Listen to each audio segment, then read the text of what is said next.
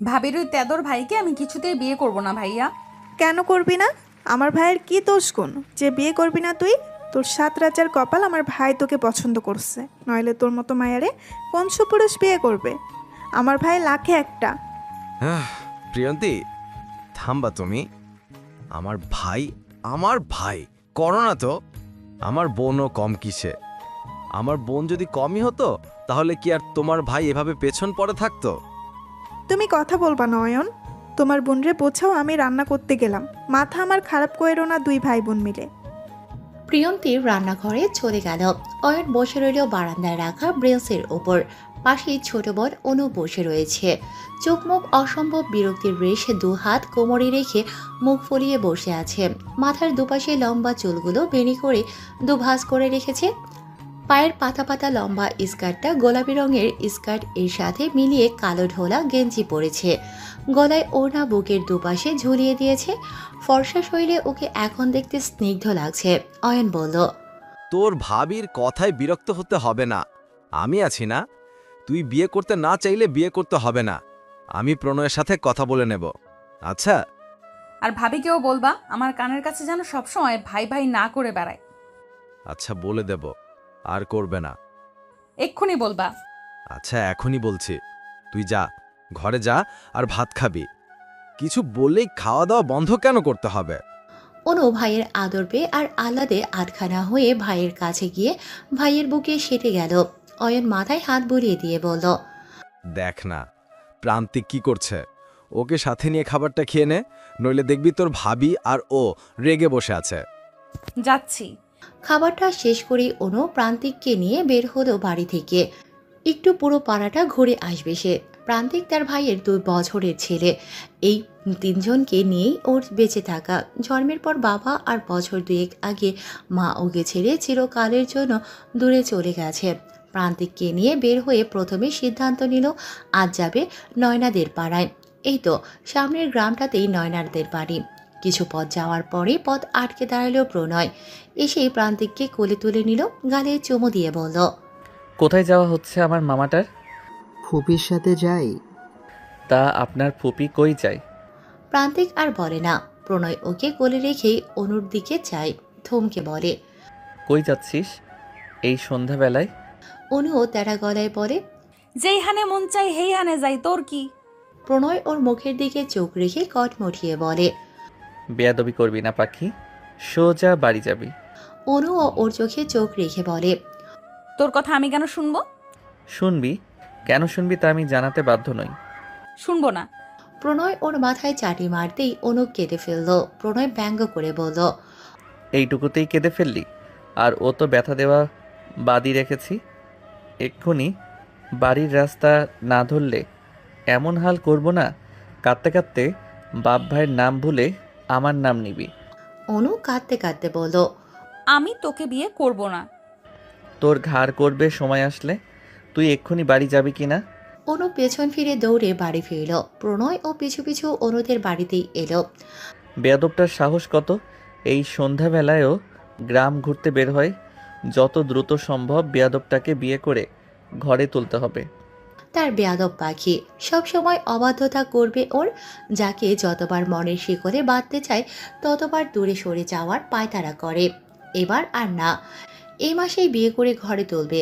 নিজের ঘরে, যে ঘর জুড়ে ওর পাখির আনাগোনা চলবে, যেই পাখির গানে ওর সকাল শুরু হবে। অনু তখন বাড়ি ফিরেই ঘরে গিয়ে দরজা দিয়ে রেখেছে। সে জানে প্রণয় এখন প্রান্তিককে নিয়ে আসবে আর ওর ঘরেও আসার ছুতো খুঁজবে।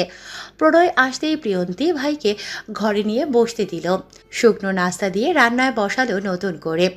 প্রণয় অনুর দরজার সামনে দিয়ে ঘুরে ফিরে এসে বোনকে বলল, তোর ননদের সাথে কথা বলেছিস?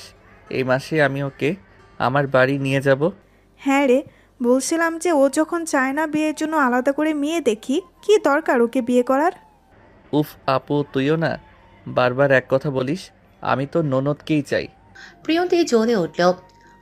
তুই চাস বললেই কি সব পাবি? ওই হতচ্ছাড়ি তো চায় না। আর ওর একটা অকর্মা ভাইও আছে বোনের সাথে। বোন যা বলে তাই সই। আমিও বা কম কি রে আপু? তোর জামাইয়ের নাকের ডগা দিয়ে বোন তুলে নিয়ে যাব, দেখবি। তুই যা পারিস কর। ওই বিয়ের আগে পরে আমি নেই। আমি বললেই নবাবের বেটি খাওয়া বন্ধ করে দেবে। যে পর্যন্ত না ভাই এসে আল্লাহদের নালিশ শুনবে সে পর্যন্ত খাবে না। তারপর তার পরাণেই ভাই আমার কথা শোনাবে। এসব আর ভাল লাগে না। তুই কিসে কম বল? অদ্যামা কেন মানবো আমি? আমার ভাইয়ের জন্য ওর থেকেও হাজার সুন্দরী আনবো আমি। আর দেখবো ওর ভাই ওকে কোন রাজার হাতে তুলে দেয়। আপু রাগ করিস কেন? আমি আছি না? দেখবি ওই বেয়াদবটা একদিন নিজেই আমার জন্য পাগলামো করবে। আচ্ছা রে, মা কেমন আছে? নিয়ে আসলি না কেন? আবার আসতে নিয়ে আসবো। আজ হুট করে এসেছি। আমি তোর ননদের ঘরে যাচ্ছি, দেখি দরজা উল্টে বের করতে পারি কিনা। অনু পাখি, দরজা খোল।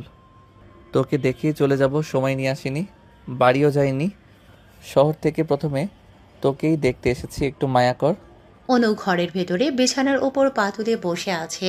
প্রণয়ের ডাক শুনেও মুখে কিচ্ছুটি রাগ করল না, যেন এমন এক ভাব দেখিয়ে বসে রইল ও আসলে প্রণয়ের ডাক শুনতেই পায়নি। আর ও কয়েকবার ডেকে প্রণয় অতিষ্ঠ হলো বেশ, ধমকে উঠল অনুর নাম ধরে। অনুর বাচ্চা, দরজা খোল বলতেছি। কথা শুনিস না তুই? দরজা না খুললে কিন্তু দরজা ভেঙে ফেলবো একদম। তুই যা করার কর, তবু আমি দরজা খুলবো না। আবার বেয়াদবি করছিস? কি করবি তুই? তোকে কি আমি ভয় পাই? সেবেলা এসে কি করেছিলি? বাম গালে ঠাস করে একটা চট দিয়েছিলি, আমি কি তা ভুলে গেছি? তুই ভুল করেছিলি পাখি, তাই রাগ হয়েছিল। এখন শুধু দেখে চলে যাব। দরজা খোল। না, খুলবো না। কি করেছিলাম সেদিন? মেলাতেই তো গিয়েছিলাম। আমি কি একা গিয়েছিলাম? বান্ধবীদের নিয়েই তো গিয়েছিলাম, ভাইয়ার অনুমতি নিয়ে। তুই কেন আমায় মারলি সেদিন? তুই দরজা খোল, আবার মায়ের খাবি। সেই তখন থেকে দেখছি না তোর সাহস বেড়ে গেছে, আমায় তুই তোকারি কথা শোনাচ্ছিস। অনু চোখ বড় বড় করে জিভ কামড়ে ধরল। এই রে, মনে মনে এতদিন তুই তুই বলে এখন মুখের সামনেও বলে ফেলেছে। জিহ্বার আগা দিয়ে দু ঠোঁট ভিজিয়ে নিয়ে বলল, তাহলে আপনি আমায় বিয়ে করতে চান বলেছেন কেন ভাবির কাছে? আমি আপনাকে বিয়ে করব না। প্রণয় শান্ত হওয়ার চেষ্টা করল। মাথার ভেতরে রক্তকণিকা দপদপ করে ছড়ছে ওর কথায়, যে কোনো সময় সেরা ছিঁড়ে বাইরে চলে আসবে। মাথা দুপাশে ঝাঁকিয়ে আস্তে করে নরম স্বরে বলল, পাখি আমার, দরজা খোল। এত কথা বলিস না, দেখেই চলে যাব। অনুসন্দ এবারে। প্রণয় মানুষটা ওর কাছে ভয় এক প্রকার। উঠতে বসতে ধুমধাম কিল বসায়। এমনিতেই একটু আগে বেয়াদবি করেছে অনু, এখন যদি দরজা না খুলে পরের বার হাতের কাছে পেলে পিঠ ফাটিয়ে দেবে ওর। দরজা খুলতেই প্রণয় ওর মুখের দিকে চেয়ে চোখের দিকে তাকিয়ে একটা ব্যাগ এগিয়ে দিল অনুর দিকে। অনু ব্যাগের দিকে চেয়ে রইল ভ্রু কুঁচকে। কি এটা? তুই ধর, এটা তোর। অনু হাতে নিল, কিছু বলবে তার আগেই প্রণয় চলে গেল ওর দরজার সামনে থেকে। প্রিয়ন্তীর রান্না তখন কেবল শুরুর দিকে। প্রণয় গিয়ে বলল, এসব ঝামেলা এখন করিস না, আমি বাড়ি গেলাম, মায়ের সাথে খাবো। প্রিয়ন্তী ওনা নিয়ে মাথায় দিয়ে দরজায় এসে বলল, এখন একবেলা আমার সাথে বসে খেয়ে যা। আজ না, অন্য দিন। দুলাভাই রাতে বাড়ি আসলে আমায় কল দিস তো, কথা আছে। আচ্ছা, সে না হয় বলবো। এখন তুই না খেয়ে যাস না প্রণয়। তুই পাগলামো করিস না তো আপু। আমি গেলাম, প্রান্তিকের সাথে এখন আর দেখা করব না, ও যেতে দিতে চাইবে না। অনু ওর বিছানার ওপর প্রণয়ের দেয়া ব্যাগ উপর করে ভেতরে সব বের করলো। 4 ডজন কাচের চুড়ি, নীল, লাল, হলুদ আর কালো। অনু সবগুলো চুড়ি একবার একবার করে হাতে দিয়ে সাইজ দেখে নিল। সব ওর হাতের মাপের, তার মানে এই সবগুলো ওকেই দিয়েছে প্রণয়, ভাবিকে দেয়নি। ভাবির হাতের মাপ তো ওর থেকে সাইজে বড়। অনু রোগা সোগা মানুষ কিনা, চুড়িগুলো তুলে নিয়ে আলমারিতে রেখে দিল। বিছানা ঝাড়ু দিয়ে ভাইয়ের ঘরের দিকে গেল। প্রান্তিকটা আসছে না এখনো, মামা পেয়েছে না। তার কি এখন এই অধমের খেয়াল আসবে? অনু এগিয়ে যেতেই প্রিয়ন্তী বলল, প্রণয়ের সাথে কি ব্যবহার করেছিস তুই যে আমার ভাই আমার বাড়ি এসে না খেয়েই চলে গেল? অনু বুঝল না, মাথা ঝাঁকিয়ে চোখ ছোট ছোট বানিয়ে বলল, মানে? দেখ, একদম সরলা প্রতিমা সাজবি না আমার সামনে তুই। আমি কি জানি না তুই আমার ভাইয়ের সাথে কি আচরণ দেখাস? দরজা নিশ্চয়ই খুলিস নি। আর কি কি বলেছিস যে আমার ভাই আমার সাথে বসে না খেয়ে চলে গেল? আশ্চর্য, খায় নাই কেন তোমার ভাই? আমি জানি। আমি কি তারে বলছি না খাইয়া যাইতে? বলে অনু ঘুরে নিজের ঘরের দিকে গেল। প্রিয়ন্তী রাগে গজগজ করতে করতে বলল, আজ আসুক তোর ভাই, হয় তোরে বাইরে বিয়া দিব, নইলে আমার ভাইয়ের হাতে দিব। তোরে একটা ব্যবস্থা করে দিতেই হইব, নইলে তুই আমারেও শান্তি দিবি না, আমার ভাইরেও দিবি না। সে তো আবার পণ করেছে তোরে বিয়ে না দিলে আর বিয়েই করবে না। কি দেখা পাগল হইল আমার ভাই? ওই রূপ ছাড়া আছে কি না আছে বাবার। ভাবি চুপ করবা, আজ ভাইয়া আসুক, তোমারে তোমার ভাইয়ার বাড়ি দিয়ে আসতে বলবো, দেখো। প্রিয়ন্তী উঠে তেড়ে এলো। কি বললি? আর একবার বল। তোর ভাইকে বলবি ওই আমার ভাইকে আমার এই বাড়িতে দিয়া গেছে না আমার মায়ে দিয়া গেছে? তোর ভাই চাইয়া নিয়ে আইছে। অনু দরজা আটকে দরজায় হেলান দিয়ে বলল। আর তুমিও চইলা এলে আমার ভাইরে পাইয়া? তা কি দেখা আইলা, আমার বাবা রাজপ্রাসাদ না আমার ভাইয়ের মুখ? প্রিয়ন্তী দরজার বাইরে দাঁড়িয়ে দরজায় লাথি বসাতে বসাতে বলল। আজ তোর ভাইয়েরে বাড়িতে আসতে দে একটাবার। আমার একদিন আর তোর ভাইয়ের একদিন। তুমি যাও এখন। প্রান্তিক কাঁদে, শোনো না? কান আছে আমার, কালই তোরে বিয়া দিয়া দিমু, দেখবি তুই। অয়ন এসে থেকেই দেখছে প্রিয়ন্তী তার সাথে কথা বলছে না, কেমন চুপচাপ। প্রতিদিনের মতো এগিয়ে এসে এটা ওটা জিজ্ঞেস করছে না, ভালো খারাপ কিছুই বলছে না। বিকেলের জন্য কি রাগ করে বসে আছে নাকি? কি হয়েছে প্রিয়ন্তী, কথা বলো না যে? প্রিয়ন্তী গিয়ে ভাত বাড়তে শুরু করে দিল। তোমার বোনকেও ডাকো, সেও খায়নি। অয়নের কপালে ভাঁজ পড়ল, আবার কি জন্য খাচ্ছে না। প্রিয়ন্তীকে না বলে অনুর ঘরে গেল, দরজা খোলা রেখেছে মেয়েটা। তবে ভেতরে না গিয়ে বাইরে থেকেই ডাকল। অনু, খাবি আয়। অনু ভাইয়ের ডাকে মুখ ফুলিয়ে বলল। যাব না, খাবো না। আবার কি হয়েছে? কি হবে? কিছুই হয় নাই। অয়ন এবারে ঘরে ঢুকলো। বিছানায় উল্টো দিকে ফিরে শুয়ে আছে অনু। অয়ন গিয়ে চেয়ার টেনে বসল। তোর ভাবির সাথে ঝগড়া হয়েছে? দেখো না, প্রণয় তোরে পছন্দ করে, বিয়ে করতে চায়। আজ একটু আগেও কল দিছিল। আমি হ্যাঁ না কিছুই বলি নাই। তুই চাইলে বিয়ে হবে না, চাইলে বিয়ে হইব না। তুই বল প্রণয়কে বিয়ে করবি? অনু চুপ করে আছে বলে অয়ন নিজেই আবার বলল।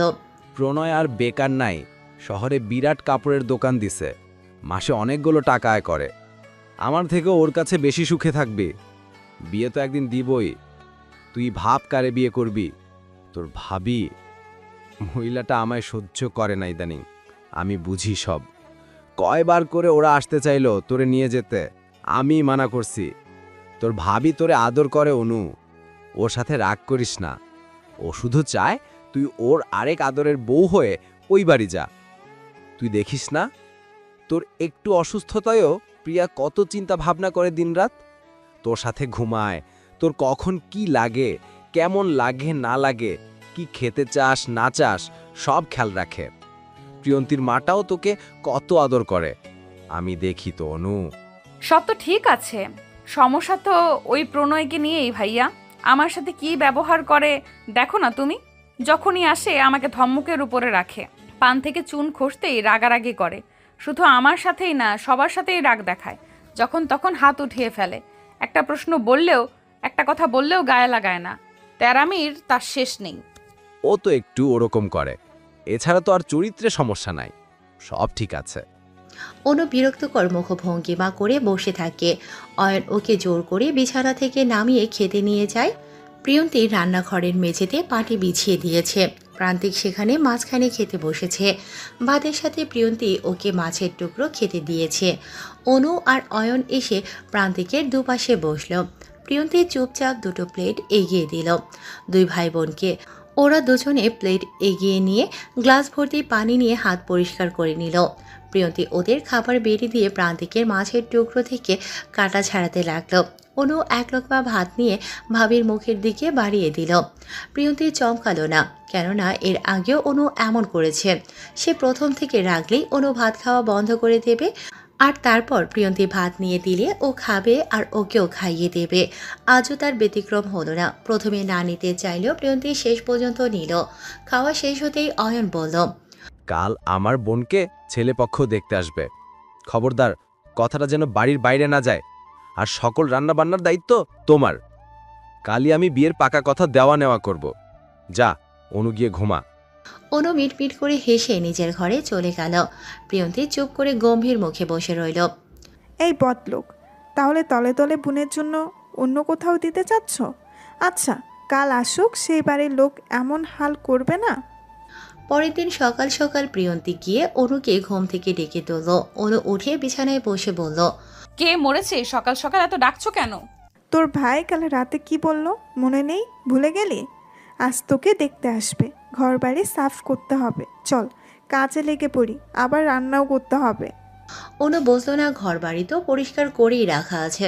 প্রতিদিন বিকেলে অনু সবগুলো রুম পরিষ্কার করে, তবুও ভাবি যখন বলছে হেল্প করতেই হবে। সবগুলো রুমের কাপড় তুলে প্রিয়ন্তী বালতিতে ভিজিয়ে রাখলো। জানালার পর্দা থেকে বিছানার চাদর পর্যন্ত বাড়ির সামনের বিশাল উঠোন ঝাড়ু দিয়ে একপাশে ময়লা স্তূপ করে রাখলো। অনু বুঝলো না এসব করতেই যদি দুপুর হয়ে যায় তাহলে রান্না করবে কখন। প্রিয়ন্তী 11টার দিকে বলল, আমি ভিজিয়ে রাখা কাপড়গুলো পরিষ্কার করি, আর তুই গিয়ে রান্নাটা শেষ কর প্লিজ। অনু শুনল, নিজেই গিয়ে সমস্ত রান্না করলো। প্রিয়ন্তী আর নতুন চাদর পর্দা দিয়ে ঘর সাজালো না। ও চায় আসল ছেলের বাড়ি থেকে মানুষ এসে যেন বাড়িঘর দেখে তাদের পছন্দ না হয়, সব যেন এলোমেলো দেখায়। যে মেয়ে রান্না করবে সেই মেয়ে যেন রান্নাবান্নার কাজে অদক্ষ হয়। তাই তো চালাকি করে অনুকেই রান্না করতে দিয়েছে। ওর রান্না শেষ হলো দুপুরের ঠিক আজানের সময়। প্রিয়ন্তী চুপি চুপি গিয়ে সবগুলো খাবারে লবণ মিশিয়ে দিয়ে এলো বেশি করে। অয়ন এসেছে দুপুরে, বোন তার রান্না করছে। এদিকে ওরা আসবে এখন, নামাজ শেষ করে বের হবে বলেছে। অয়ন ঘরবাড়ির এ অবস্থা দেখে বলল, প্রিয়ন্তী, এরকম কেন রেখেছ? নতুন চাদর বিছিয়ে দাও। জানালার পর্দা কই? সোফার কাভার কই? সব ধুয়ে দিয়েছি, নতুনগুলো কই রেখেছি পাচ্ছি না। সে কি, কই রেখেছ? আর আজ এসব পরিষ্কারই বা কেন করেছ? সব তো ঠিকই ছিল। আহা, এত ভেবো না তুমি। যারা দেখতে আসছে আমার ননদকে দেখেই বিয়ের কথা আগাবে। বাড়ির যা অবস্থা, থাকুক না কেন, একদিন চিন্তা করো না। ওকে দ্রুত তৈরি করে দাও, ওরা আসছে। প্রান্তিক তার ফুপির রুমে বসেছিল। তার মা তার ফুপিকে শাড়ি পরিয়ে দিয়েছে। প্রান্তিক চিপস খেতে খেতে প্রণয়ের গলার স্বর শুনেই দৌড়ে বের হয়ে এলো। প্রিয়ন্তী শাড়ি পরানোর হাত থামিয়ে ঠিক করে শোনার চেষ্টা করলো কারা এসেছে। বাইরে গিয়ে দেখলো ওর মা আর ভাই এসেছে। হায় আল্লাহ! প্রিয়ন্তী এবার অনুর মুখের দিকে চেয়ে আবার বাইরে চাইল। অয়নের হাতে প্রণয় মিষ্টি আর ফলমূলের প্যাকেট দিয়েছে। প্রান্তিকের হাতে দিয়েছে চকলেট বক্স। সে ওগুলো পেয়ে বেজায় খুশি, দৌড়ে মামার কাছে এলো। প্রিয়ন্তীর মা এসে প্রিয়ন্তীর সামনে দাঁড়িয়ে বলল, কই রে, আমার ছেলের বউ কই? এভাবে সামনে দাঁড়িয়ে আছিস কেন? সর। প্রিয়ন্তী একপাশে দাঁড়িয়ে অয়নের দিকে চাইল। ওকে তো বলেনি যে প্রণয় দেখতে আসবে, তাহলে ভং করার কি ছিল? এখনও যা করে রেখেছে, এসব কি হবে? প্রণয়ের মা পহেলিকা অনুর মুখে হাত দিয়ে থুতনি ধরে চুমু খেলেন। অনু বিছানায় বসে আছে, তার অস্বস্তি লাগছে। যদিও প্রহেলিকা বেগমকে আগে থেকেই চেনে, তবুও খুব কম মেলামেশা হয়েছে ওর। প্রহেলিকার সাথে আনা ব্যাগ থেকে একটি স্বর্ণের আংটি বের করে ও ডান হাতের অনামিকা আঙুলে পরিয়ে দিল। অনু পুরোটা সময় ঝড়বস্তুর মতো বসে রইল একভাবে। প্রহেলিকা স্মিত হেসে বলল, কেমন আছে আম্মাটা? অনু একটু চমকে উঠল। এতটা সময় যে সে প্রণয়কে নিয়েই ভাবছিল। এবার আমতা আমতা করে বলল, জি আন্টি, ভালো। আচ্ছা। এ প্রিয়ন্তী, তুই ওকে এই গরমে শাড়ি কেন পরতে দিয়েছিস? আরে আমরা কি বাইরের কেউ যে সেজে গুজে দেখাতে হবে? প্রিয়ন্তী ফুলে ফেপে উঠল ভেতর ভেতর। অয়ন্ত তাকে বলেনি যে কারা দেখতে আসবে, শুধু বলেছে আগামীকাল ছেলেপক্ষ আসবে। মেয়ে দেখার ঝামেলায় আর গেলেন না প্রহেলিকা। অয়ন প্রিয়ন্তী আর অনুকে তাড়া দিল খাবার সাজাতে। আজ টেবিল সেট করা হয়েছে। প্রণয় আর প্রান্তিক আগে আগে বসলো। অয়নও পাশেই বসে এটা ওটা কথা বলল। প্রহেলিকা মেয়ের বাড়ি এসেছে বলে পরে খাবেন বললেন, কিন্তু অয়ন একসাথেই বসতে বলল। অনু প্রণয়ের সামনে আসতে চাইল না, তাই ওকে আর জোর করেনি প্রিয়ন্তী। বিয়েতে যে রাজি হয়েছে এই অনেক। খাবার সাজিয়ে দিতে গিয়ে প্রিয়ন্তী বারবার শুকনো ঢোক গেল। খাবারের স্বাদ নষ্ট করে ফেলেছে যে নিজ হাতে। অয়ন ভালো করেই ধরে ফেলবে এরকম বিষাদ খাবার অনু রান্না করবে না। ওর রান্নার হাত খুব ভালো। সবাইকে খাবার দিয়ে ও টেবিলের পাশেই দাঁড়িয়ে রইল। অয়ন সবার আগে মুখে দিতে চোখ মুখ কুঁচকে ফেলল। এ কি রান্নার বাহার! ওর মুখের এক্সপ্রেশন প্রিয়ন্তী বুঝল।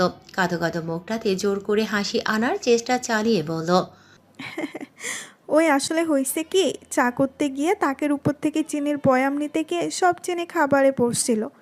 ততক্ষণে ওদের তিনজনের অবস্থাও একই রকম, কেউ আর খেতে পারল না। প্রিয়ন্তীর দিকে তাকিয়ে ওর বেহাল অবস্থা বিবেচনা করে কেউ আর খাবার নিয়ে কথা তুলল না। প্রিয়ন্তী প্রথমে লবণ দিয়েছিল খাবারে, পরে কী করবে ভাবতে ভাবতে চিনি দিয়ে সামনে এনেছে, এতে যদি তেতোভাব কমে। প্রণয় আর প্রহেলিকা বিয়ের দিন তারিখ ঠিক করে চলে যায়। সেদিন আর প্রণয় অনুর সাথে দেখা করার সুযোগ পায় না, দেখবে কিভাবে? তার সামনে তো মহারানী আসলোই না। আশ্চর্য লাগে, বিয়েটা হোক, দিনটা চোখের পাতায় নিয়ে ঘুরবে। প্রণয় বলেছিলাম যে বিয়ের আর আছে 4 দিন, শুক্রবার আসতে দেরি নেই। তুই আজকে তোর মামাদের বাড়ি দাওয়াত দিয়ে আয়। প্রণয় তখন খেতে বসেছে, মায়ের কথা শুনে বিরক্তি স্বরে বলল, আমি ওই বাড়ি যাব না মা, তোমার ভাইয়ের বাড়ি তুমি যাও। দেখ বাবা, তোর বাবা নেই, বিয়ের দাওয়াত তো দিতে হবে। সে দাওয়াত নিয়ে কে দৌড়ঝাঁপ করবে? তোকেই করতে হবে। তোর মামার বাড়ি যেতে সমস্যা কি? প্রণয় পেট রেখে উঠে বলল, সমস্যার কথা তুমি জানো মা, আমি এক কথা কতবার বলবো? আহা, আগে কথা ধরে বসে আছিস কেন? তখন কি আর তোর মামা মন থেকে ওই ব্যবহার আচরণ করেছে? যেভাবে করুক না কেন মা, তুমি বোঝার চেষ্টা করো একবার। মামিও আমায় সহ্য করতে পারে না। আমি কেন যাব ওই মামার বাড়ি, তাও আমার বিয়ের দাওয়াত নিয়ে? তোমার ভাই তুমি যাও, নইলে তোমার মেয়ে আর মেয়ে জামাইকে পাঠাও। উফ, এখনো ওসব বলছিস? তো কি বলবো? তোমার ভাই ভাবছিল কেমন করে আমি তার মেয়েকে বিয়ে করে নেব। দেশে মেয়ের অভাব, মামার মেয়েকে বিয়ে করতে হবে। মানুষ করে না বিয়ে? ওরকম কত ভাই বোনদের বিয়ে হয়। প্রণয় চেয়ারের হাতল থেকে শার্ট নিতে নিতে বলল, হয় মা হয়, কিন্তু আমার সাথে মিতুর বিয়ে হয় না। আমি ওকে আর প্রিয়ন্তীকে এক নজরেই দেখি। মামা সেদিন আমার সাথে কেমন ব্যবহার করেছে তুমি শুনলে না? এরপর আবারও বাড়ি যাব। যাবি? প্রণয়ও তেরা গলায় বলল, আমি যাইবার পারুম না। বিয়ের দাওয়াত দিতে হয়, মুরব্বীরা না গেলে বিয়ে হয় প্রণয়? তোর বাবা বেঁচে নেই, মামা চাচাদের সাথে খারাপ ব্যবহার দেখাবি না প্রণয়। প্রণয় মায়ের সাথে খুব একটা তর্ক করে না, মাকে সে প্রচুর ভালোবাসে। ও জানে মা চায় তার ভাই বোনদের সাথে তার সম্পর্ক অটুট থাকুক। প্রণয় অবশেষে বলল, আগামীকাল সকাল সকাল তুমি আমি যাব নানুর বাড়ির দাওয়াত দিতে। অনু, নে ধর, প্রণয় কি বলবে? অনু লজ্জা পায়, সাথে ভয়ও হয় মন মাঝারে। এই সময় আবার প্রণয় তাকে কি বলবে? আর একদিন পর বিয়ে, আগামীকাল হলুদ দেয়া হবে। বাড়িতে ওর খালারা ফুপিরা এসেছে। এত মানুষের মাঝে নাকি ও প্রণয়ের সাথে কথা বলবে, তাও আবার এই প্রণয়ের সাথে যে একদম অনুকে সহ্য করতে পারে না। অনু বিরক্ত হয়ে একটু দূরে গেল, মোবাইল কানে চেপে ধরে। বলুন। বিয়ের বেনারসি কি রঙের নিবি? মা একটা লাল কিনেছে, তোর লাল পছন্দ? অনু হ্যাঁ না কিছুই বলল না। প্রণয়ের সাথে ওর সম্পর্ক সাপে নেওলে। প্রণয় যেমন সব ভুলে সংকোচহীন কথা বলে, অনু তা পারে না। ওকে চুপ থাকতে দেখে প্রণয়ের রাগ হলো।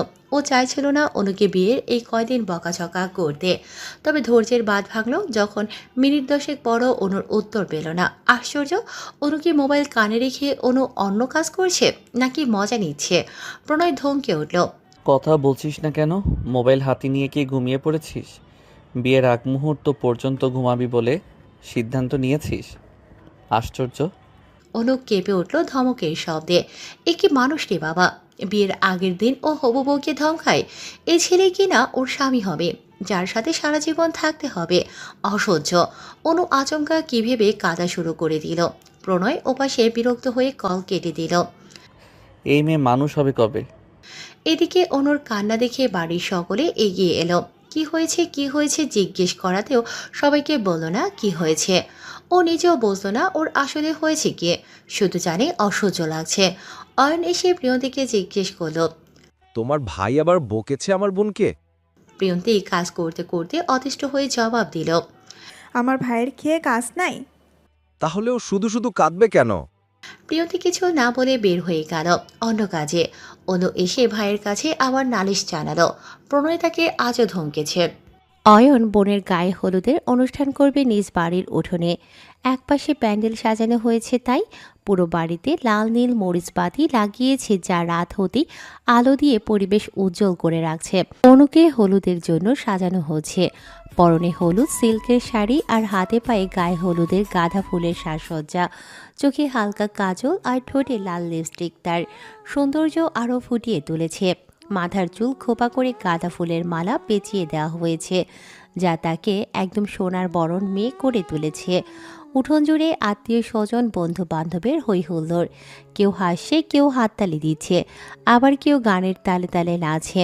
বড়রা অনুকে নিয়ে এসে প্যান্ডেলে বসালো। সকলে একে একে গায়ে হলুদ মাখিয়ে দিচ্ছে আর আশীর্বাদ করছে সুখী হওয়ার জন্য। পাশেই দাঁড়িয়ে আছে অয়ন। বোনের উজ্জ্বল হাসি দেখে তার চোখে ভালোবাসা আর আবেগের মিশ্রণ। রাত বাড়ার সঙ্গে সঙ্গে প্যান্ডেলের আলো, হাসির রোল আর বিয়ের সানাইয়ে ওঠানটা যেন এক স্বপ্নময় আনন্দের জায়গায় পরিণত হয়েছে। অয়নের মনে পড়ে গেল মা বাবার মুখটা। আজ যদি তারা বেঁচে থাকতেন, হয়তো অয়ন যা ব্যবস্থা করেছে তার চেয়েও ভালো করতে পারতেন। অয়ন সব সময় চেষ্টা করে তার বোনকে সবচেয়ে ভালোটা দিতে। ও নিজ মনেই প্রশ্ন করে, ও কি বোনের বাবার অপূর্ণতা পূরণ করতে পারছে? ছোট অনুর বিয়ে। অয়ন নিজ ভাবনায় ডুবেছিল বলে প্রিয়ন্তীকে খেয়াল করেনি। প্রিয়ন্তীর কথায় হুঁশ ফিরল। প্রিয়ন্তীর চোখে জল টলমল করছে। আশ্চর্য, ননদের বিয়ে হবে ভেবেই কাঁদতে হবে? ও কি দূরে যাবে? ওর ভাইয়ের ঘরেই যাচ্ছে না। মেয়ে জাতিকে বোঝা কষ্টকর। চলো, তুমি হলুদ লাগাবে না? অয়ন ঢোক গিলে বলল, লাগাবো? তুমি লাগাবে না? আমি লাগিয়েছি, তুমি বাতাচ্ছ। অয়ন হেঁটে বোনের পাশে বসে হলুদের বাটি থেকে হলুদ তুলে কপালে লাগিয়ে দিল। অনু ওকে জড়িয়ে ধরে ঝরঝর করে কেঁদে দিল। অয়নের বুকটাও কেঁপে উঠল, তবে নিজেকে শক্ত রাখার চেষ্টা করল। আর যাই হোক, পুরুষ মানুষদের সবার সম্মুখে কান্না করা নিষিদ্ধ। সেই তখন থেকেই অনু কাছে চোখের পানি নাকের পানি এক করে। ওর বড় খালার মেয়ে শুভা এসে কানে কানে বলল, বাড়ির পেছনে চল। অনু কিছু না বলে শুভার মুখের দিকে চেয়ে রইল। বুঝতে চেষ্টা করল এই এত রাতে ও বাড়ির পেছনে যাবে কি মরতে। শুভা ওকে হাত ধরে টেনে তুলল। ফোপাতে ফোপাতে ওর সাথে হাঁটল অনু। এ কি, এখানে আনলি কেন? প্রণয় ভাই এসেছে, দেখা করতে চেয়েছে, তাই আনলাম। ওই যে ভাইয়া। আচ্ছা, আমি গেলাম। অনু একটু দূরে প্রণয়কে দেখেই আতকে চোখ বড় বড় করে তাকালো। আয় হায়, এই শুভাটা ওকে এজন্য এখানে এনেছে এই রাতের বেলা? প্রণয় কেন এসেছে এখন? আজ বাদে কাল বিয়ে, তবুও প্রণয়কে ভয় পায় অনু। ভাবা যায় প্রণয় এগিয়ে এলো। অনুর সামনে দাঁড়িয়ে মিষ্টি একটা হাসি দিয়ে জিজ্ঞেস করলো, ভয় পাচ্ছিস কেন আমাকে? অনু চোখ মুখ শক্ত রাখার চেষ্টা চালালো। সফল হলো কিনা বুঝতে পারল না। জিহ্বার আগা দিয়ে ঠোঁট ভেজানোর প্রয়াস চালিয়ে বলল, বাবা, ভয় কেন করবে? আপনি কি বাঘ না ভাল্লুক? প্রণয় সাদা পাঞ্জাবির কলার দুই হাত দিয়ে ঠিক করতে করতে ঠোঁট উল্টে বলল, আসলেই তাই, ভয় কেন করবি? এখন এদিকে আয়, হলুদ লাগাই। অনু চমকে তাকালো। প্রণয়ের গায়ে হলুদের দাগ নেই, অথচ ভাবি বলেছিল ও বাড়িতেও হলুদ লাগানো হচ্ছে। ওর চোখের চাউনিতে প্রণয় বুঝি বুঝলো ব্যাপারটা, নিজেই বলল, হলুদ আমাকে কেউ লাগাতে পারিনি, আমি লাগাতে দেইনি। ওসব আমার পছন্দ না, কিন্তু তুই লাগিয়ে দিবি। আয়। প্রণয় ওর দিকেই চেয়েছিল পুরোটার সময়। ওকে আজ দেখতে এত সুন্দর কেন লাগছে? হলুদের ফুলকন্যা বলে প্রণয়ের ঘোর লেগে গেল। ওকে পরখ করতে করতে বলল, তুই নিজেই একটা হলুদ রং পাখি, এদিকে আয়, মিশিয়ে দেই। বলেই অনুর বাহু খপ করে ধরে টেনে আনলো নিজের দিকে। অনু হক চকিয়ে উঠল। এই প্রথম প্রণয়ের এত কাছে চলে এসেছে ও। ব্যাপারটা নিয়ে মন মাঝারে উত্তাল ঢেউ বয়ে উঠল। যেন কেউ জানি ওর ভয় হলো, যদি কেউ চলে আসে এদিকে, এভাবে দেখে কি মনে করবে সবাই। কেউ আসবে না, সবাই ব্যস্ত। অনু। অনু প্রণয়ের কথায় ফিরে যায় প্রণয়ের দিকে। ওর চোখে চোখ পড়তেই হুট করে লজ্জারা চেপে বসে ওর সর্বাঙ্গে। প্রণয় ততক্ষণে বাহু ছেড়ে দু হাতে ওর কোমর জড়িয়ে ধরেছে শাড়ি ভেদ করে। অনুর সর্বশরীর কেঁপে উঠল প্রণয়ের স্পর্শে। চোখ স্বাভাবিকভাবেই বড় হয়ে গেল। প্রণয় সময় ব্যয় করল না, খুবই কাছে এসে দুগাল ওর গালের সাথে চেপে ধরল। অনুর শ্বাস বন্ধ হয়ে এলো। বুকের মাঝে কেউ ঢিপ ঢিপ করে হাতুড়ি পেটালো। কিছু বলার ভাষা অনু হারিয়ে ফেলল। প্রণয় দুগালে একইভাবে হলুদ লাগিয়ে নিল। অনু নড়চড় করছে না, ব্যাপারটা সে খেয়াল করেছে, তবে মুখে কিছু বলল না। ও বুঝতে পারছে ওর মনের অবস্থা, তার বোকা পাখি। আজ এইটুকুতেই জমে বরফ হয়ে গেলি? তুই কাল রাতে কি করবি? এখন ছাড় পেলেও কাল রাতে পাবি না, মনে রাখিস। একদম পাবি না, সব দিক থেকে ছুঁয়ে দিব, প্রমিস। অনু সময় নিয়ে মুখ খুলল। কানের পাশ দিয়ে কি গরম ধোঁয়া বের হচ্ছে নাকি? কিন্তু কেন? অনু আমতা করে বলল। আমি ঘরে যাব, শুভা চলে গেছে। প্রণয় হাসল, ওভাবেই বলল।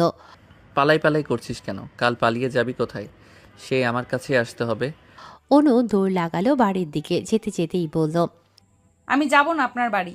প্রণয় দাঁড়িয়ে হাসলো ওর চলে যাওয়ার পানে তাকিয়ে।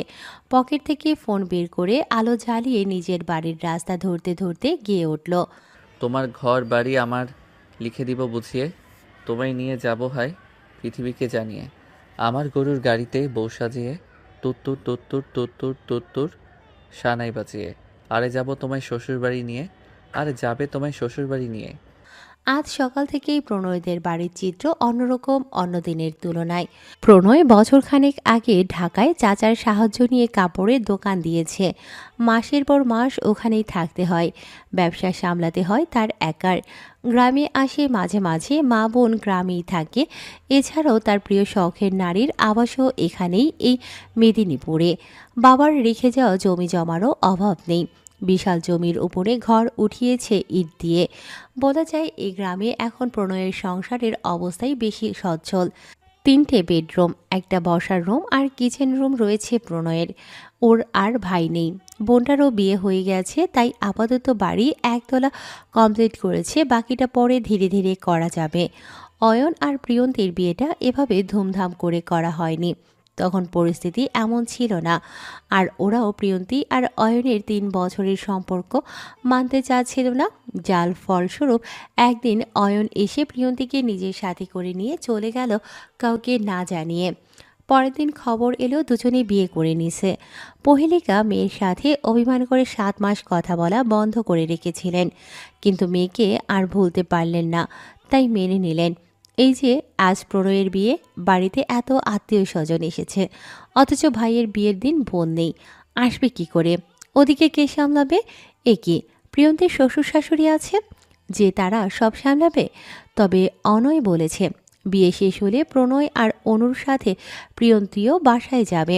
এদিকে ওর খালা ফুপুরা মামিরা মিলে সামলাবে, আর পরের দিন তো এমনিতেই এ বাড়ি থেকে সবাই ও বাড়ি যাবে, তখন না হয় আসবে। প্রণয়ের মামারা চাচারা খালারা এসেছে, তাদের ছেলে ছেলের বউ মেয়ে মেয়ের জামাইরা এসেছে।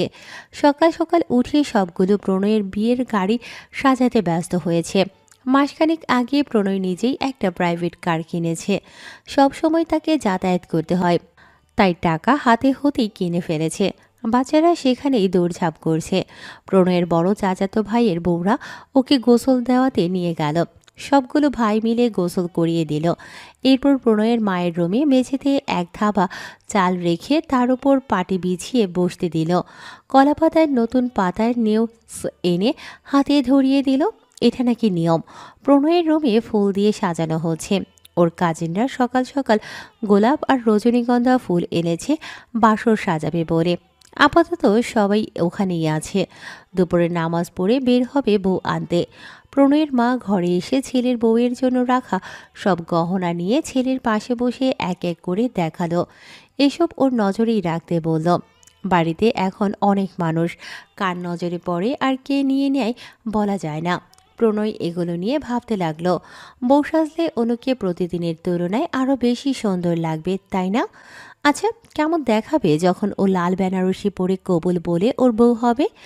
যখন রাতে প্রণয়ের ঘরে আসার অপেক্ষায় অনু বিছানায় ঘোমটা দিয়ে বসে রইবে, ভাবতে বুকের ভেতর শীতল স্রোত বয়ে গেল। ওর কানের কাছে এসে বন্ধুরা নানা রকম বাণী শোনাতে লাগলো। প্রণয় শুধু মুখে হাসি ঝুলিয়ে বসে রইল, মুখে কিছুই বলল না, শুধু প্রহর গুনে চলল কখন বর বেশি গিয়ে বউ আনবে। অনুর গায়ে সবুজ রঙের সিল্কের কাতান শাড়ি জড়ানো। ওর পাশে শোভাসহ আরও অনেক কাজিন সমাজ বসে রয়েছে। অনুর 2 হাত ভর্তি লাল মেহেদি দেয়া হয়েছে, সেগুলোই শুকানো হচ্ছে 2 হাত মেলে ধরে। ওর সাথে বাকিরাও মেহেদি লাগাচ্ছে। একটু পরেই অনুকে গোসল করাবে ওরা। গ্রামের বিয়েতে বউয়ের গোসল দেওয়াও একটা অন্যরকম সুন্দর ও মজাদার মুহূর্ত। সবগুলো ভাই বোন বউয়ের মাথার উপর এক হাত করে রাখবে, তারপর সবগুলো এক এক করে বউয়ের সামনে গিয়ে পেছন ফিরে মাথার উপর পানি ঢালার চেষ্টা করবে। কেউ সফল হবে, আবার কেউ বিফল হবে। প্রান্তিক শুধু অনুর পাশে বসে নিজের ছোট্ট দু হাত দেখছে। ওর হাতেও সুভার ছোট্ট বোন সুহা মেহেদি লাগিয়ে দিয়েছে। প্রান্তিক আজ সকাল থেকেই ফুপির পাশে পাশে থাকছে। আব্বুটা সবসময় বাইরে রান্নাবান্নার ওখানে দাঁড়িয়ে তদারকি করছে, আর প্রিয়ন্তী অন্যান্য কাজ করছে। কার কখন কি লাগে না লাগে। দুপুরের আগেই গোসল করিয়ে এনে লাল সুতির কাপড় পরিয়ে দিল অনুকে। বর আসবে, বউয়ের লাগেজ সাজিয়ে তারপর অনুকে সাজাবে সবাই মিলে। দুপুরের আজানের কিছু সময় বাদেই বাইরে হইচই শোনা গেল। বর এসেছে, বর এসেছে। প্রান্তিক মামাকে দেখেই দৌড়ে গেল। ওর মাথায় আসলো না বর কই এসেছে। এসেছে তো ওর মামা। অনুর কাজিনরা মিলে গেট সাজিয়েছে। প্রণয়কে মিষ্টি শরবত খাওয়ানো হলো। তারপর 5,000 টাকা ডিমান্ড করে ভেতরে আসতে দেয়া হলো। একদল মেয়ে এলো অনুর ঘরে প্রিয়ন্তীর সাথে। অনু ওদের বসার জায়গা করে দিতে বলল। ওরা প্রিয়ন্তীর খালাতো মামাতো বোন। প্রিয়ন্তী আবার বাইরে গেল। একটা মেয়ে এসে অনুর পাশে বসে বলল, যাও চেঞ্জ করে আসো, তোমাকে আবার সাজতে হবে। অন্য একটা মেয়ে বলল, আহা, এইভাবে কেন বলছিস সিথি? সিথি মেয়েটা মুখটা গোমট বেঁধে একপাশে বসে রইল। ওকে দেখে বোঝা গেল এখানে ও কমফোর্ট পাচ্ছে না। অনু বুঝল না এরকম করছে কেন এই মেয়ে। ও হলো প্রিয়ন্তীর বড় মামার মেয়ে সিথি। অনু একে চেনে, এর আগেও কয়েকবার দেখা হয়েছে। সেই প্রথম থেকেই মেয়েটা একটু অন্যরকম। ওর সাথে কখনো কথা বা মেলামেশা হয়নি অনুর। শুভা ওকে চেঞ্জ করিয়ে এনে লাগেজ থেকে সব বের করে সাজানো শুরু করলো। শুভা নিজেই পার্লারে কাজ করে, তাই ও খুব সুন্দর করে সাজাতে পারে। শুভা নিজ দায়িত্বে ওকে সুন্দর করে সাজিয়ে দিল। আয়নায় মুখ দেখার পর অনু নিজে নিজেই লাজ পেল। ওকে একদম নতুন বউ লাগছে। অয়ন এসে সাজানোর পর একবার দেখে গেছে বোনকে। কাল প্রিয়ন্তীর কান্নায় বিরক্ত লাগলেও আজ নিজেরই চোখ বারবার ভিজে আসছে। আজ থেকে বোন তার পরের ঘরে চলে যাবে। ওর আর দায়িত্ব থাকবে না, সব দায়িত্ব প্রণয়ের হাতে চলে যাবে। প্রণয় এখন যেমন ভালোবাসে বাকিটা জীবন সেরকম ভালোবাসবে তো। চিন্তায় মাথার মাঝে দপদপ করছে অয়নের। তার বাবা মা নেই, বোনের কথা আলাদা করে কে চিন্তা করবে ও ছাড়া। প্রণয়দের বাড়ির সবাইকে খাওয়া দাওয়া করানো হলো। এরপর কাজী সাহেব বিয়ে পড়ানো শুরু করলো। বিয়ের কাজ শেষ হতেই প্রণয় আর অনুকে পাশাপাশি বসানো হলো। ওদেরকেও খেতে দেওয়া হলো। দুজনে অল্প খেয়ে আর খেলো না। অনু থেমে থেমে কাছে। প্রণয়ের মেজাজ চড়ে উঠছে ওর কান্না দেখে। আশ্চর্য, বিয়েই তো করছে, ফাঁসির রশিতে তো আর ঝুলিয়ে দেয়নি কেউ। তখন মাগরিবের আজান দিয়ে দিয়েছে, এখনো বউ নিয়ে যাওয়া হয়নি। মুরব্বীরা তাড়া দিল বারবার। প্রিয়ন্তী তৈরি হয়েছিল সাথে যাবে বলে, তবে অয়নের মনের অবস্থা বুঝে আর গেল না। কথা হলো সকালে যাবে ও। অয়ন যদিও যেতে বলল, তবুও সে গেল না। অনুকে গাড়ি থেকে হাতে ধরে প্রণয় বের করল। আসার সময় ও মেয়েটা গাড়িতে বসে বসে কেঁদেছে। প্রণয় বুঝলো বাবা মায়ের বাড়ি থেকে ভাইকে ছেড়ে চলে আসতে হয়েছে বলেই ওর মনের অবস্থা দুর্বিষহ। দুজনের কথা হয়নি একটাও। সেই যে অয়ন অনুর হাত নিজের হাত থেকে প্রণয়ের হাতে তুলে দিয়েছিল সেভাবেই ধরে এসেছে। প্রণয় খেয়াল করেছে বারবার করে অনুর হাত ঘেমে ভিজে যাচ্ছিল প্রণয়ের হাতের মুঠোয়। গাড়ি থেকে নামতেই প্রণয়ের মা এলো ডালা নিয়ে। মিষ্টি নিয়ে বউকে মিষ্টিমুখ করিয়ে ঘরে তুলতে হয়। সবশেষে প্রহেলিকা ছেলের বউয়ের দু হাতে স্বর্ণের মোটা বালা পরিয়ে ঘরে তুললেন। প্রণয় হাত ছেড়ে দিল। অনুকে নিয়ে প্রহেলিকা ফ্যানের কাছে বসালেন। প্রণয় মাথার পাগড়ি খুলে অনুর কোলে রেখে গেল অন্যদিকে। এখন এখানে তার জায়গা নেই। বাড়ির মহিলারা বউ দেখবে, আর তার দেখার সময় কই। সমস্যা নেই, আজ রাতটা তো ওর হাতে।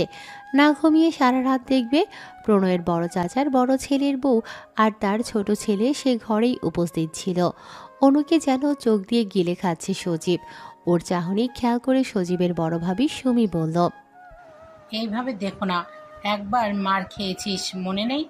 আজ আবার ওই নোংরা চোখে চাইলে প্রণয় চোখ তুলে নেবে। সজীব কুটিল হেসে বলল, একবার পেরেছে বলে এবারও পারবে? আর না, 4 বছরের প্রতিশোধ তোলার সময় এসে গেছে ভাবি।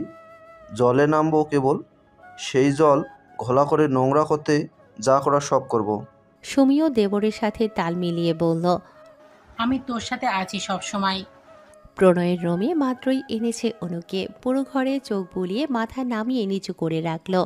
প্রণয়ের কাজিনরা নানা রকম কথা বলে ওকে লজ্জা দেওয়া শুরু করলো। এই লজ্জা থেকে বাঁচাতে এলো প্রণয় নিজেই। ও আসতেই সবগুলো হেসে হো হো করে রুম থেকে চলে গেল। প্রণয় দরজা বন্ধ করে দিল। অনু বিছানার সামনে দাঁড়িয়ে আছে মাথা নামিয়ে। প্রণয় হেঁটে কাছে চলে এলো, সামনে এসে দাঁড়িয়ে বলল, কি হয়েছে, মাথা নামিয়ে কেন? অনু কি বলবে ভাবতে ভাবতে প্রণয় আবারও বলল, আমি আমার বউকে ভালো করে দেখতে পারিনি, দেখতে চাই। অনু চমকে ওর দিকে চাইল মাথা তুলে। প্রণয় বুকে হাত দিয়ে ঢং করে মাশাল্লাহ বলে বিছানায় চিত হয়ে শুয়ে বলল। অনু আবারও লজ্জা পেয়ে মাথা নামিয়ে নিল। প্রণয় ওকে মুখ লুকাতে দেখে এক হাত বাড়িয়ে অনুর ডান হাত ধরে হ্যাঁচকা টানে নিচের দিকে ফেলল। শরীরের ভারসাম্য হুট করে হারিয়ে অনু পড়ল ঠিক প্রণয়ের বুকের উপর। মুখ তুলে দেখল সে প্রণয়ের অনেক কাছে চলে এসেছে। উঠতে চাইলে প্রণয় আরও বল প্রয়োগ করে চেপে ধরল। ফিসফিসিয়ে বলল, আজ আর পালাতে পারবি না। পালানোর সব রাস্তায় আমি নিজ হাতে বন্ধ করে দিয়ে এসেছি বউ। সকাল শুরু হয়েছে অনেক আগে। দেয়াল ঘড়িতে সময় জানান দিচ্ছে 9টা বেজে গেছে। অনু ঘুমিয়ে আছে, লম্বা লম্বা ভেজা চুলগুলো বিছানার চারপাশে ছড়ানো। প্রণয় ওর মাথার কাছেই বিছানার হেডবোর্ডের সাথে পিঠ ঠেকিয়ে বসেছে। ওর ডান হাত অনুর মাথার চুলের ভাঁজে ডুবে আছে। অনু ঘুমিয়েছেই ফজরের পর। ওর নাজুক পাতলা শরীর এখন দুর্বল, থেমে থেমে শ্বাস নিচ্ছে। এদিকে দরজায় এসে বারবার অনুকে ডাকছে সবাই। প্রণয় বিরক্তিতে চোখ মুখ কুঁচকে উঠে দরজা খুলে দিল। কে মেরেছে এই সকাল সকাল? প্রণয়ের নানিমা লাঠিতে ভর দিয়ে এগিয়ে এলো রুমের ভেতরে। কে মরবি? তুই জিন্দা আসোস, তা নাতি বউ উঠে না কে? তুই আবার বেশি বেশি করে মেরে ফেলিস নাই তো? উফ নানি, এসব কি কথা? তুমি যাও, ও ঘুমাচ্ছে। প্রণয়ের নানিমা বিছানার দিকে এসে বললেন, অত দরদ করিস, তুই আজ একদিন না হতেই হবে ডাকি তোল। সবাই নতুন বউ দেখবো তো। আজ কম ঘুমাক, কাল বেশি ঘুমাইবো। প্রণয় আর পারল না। নানিকে যেতে বলেও আস্তে আস্তে ডেকে অনুকে তুলে দিল। পাতলা চাদর বিছানো ছিল ওর শরীরের উপর, শাড়ি এলোমেলো। উঠে বিছানায় বসে চুলগুলো হাত খোপা করে নিল। এরপর বিছানা থেকে নেমে শাড়ি ঠিক করল। প্রণয়ের দিকে একবার চেয়ে চোখ নামিয়ে ব্রাশ বের করে রুমের সাথে লাগোয়া বাথরুমে গেল ফ্রেশ হতে। প্রণয়ও ওর পিছু পিছু গেল। গিয়েই বাথরুমের দরজা বন্ধ করে দিল। তা দেখে অনু চমকে উঠল। এই বদলোক আবার এখানে এখন কি কাজে এসেছে? প্রণয় হেসে হেসে বলল, এভাবে তাকিয়ে কি দেখছিস? কাল রাতে দেখিস নাই? মন ভরে নাই?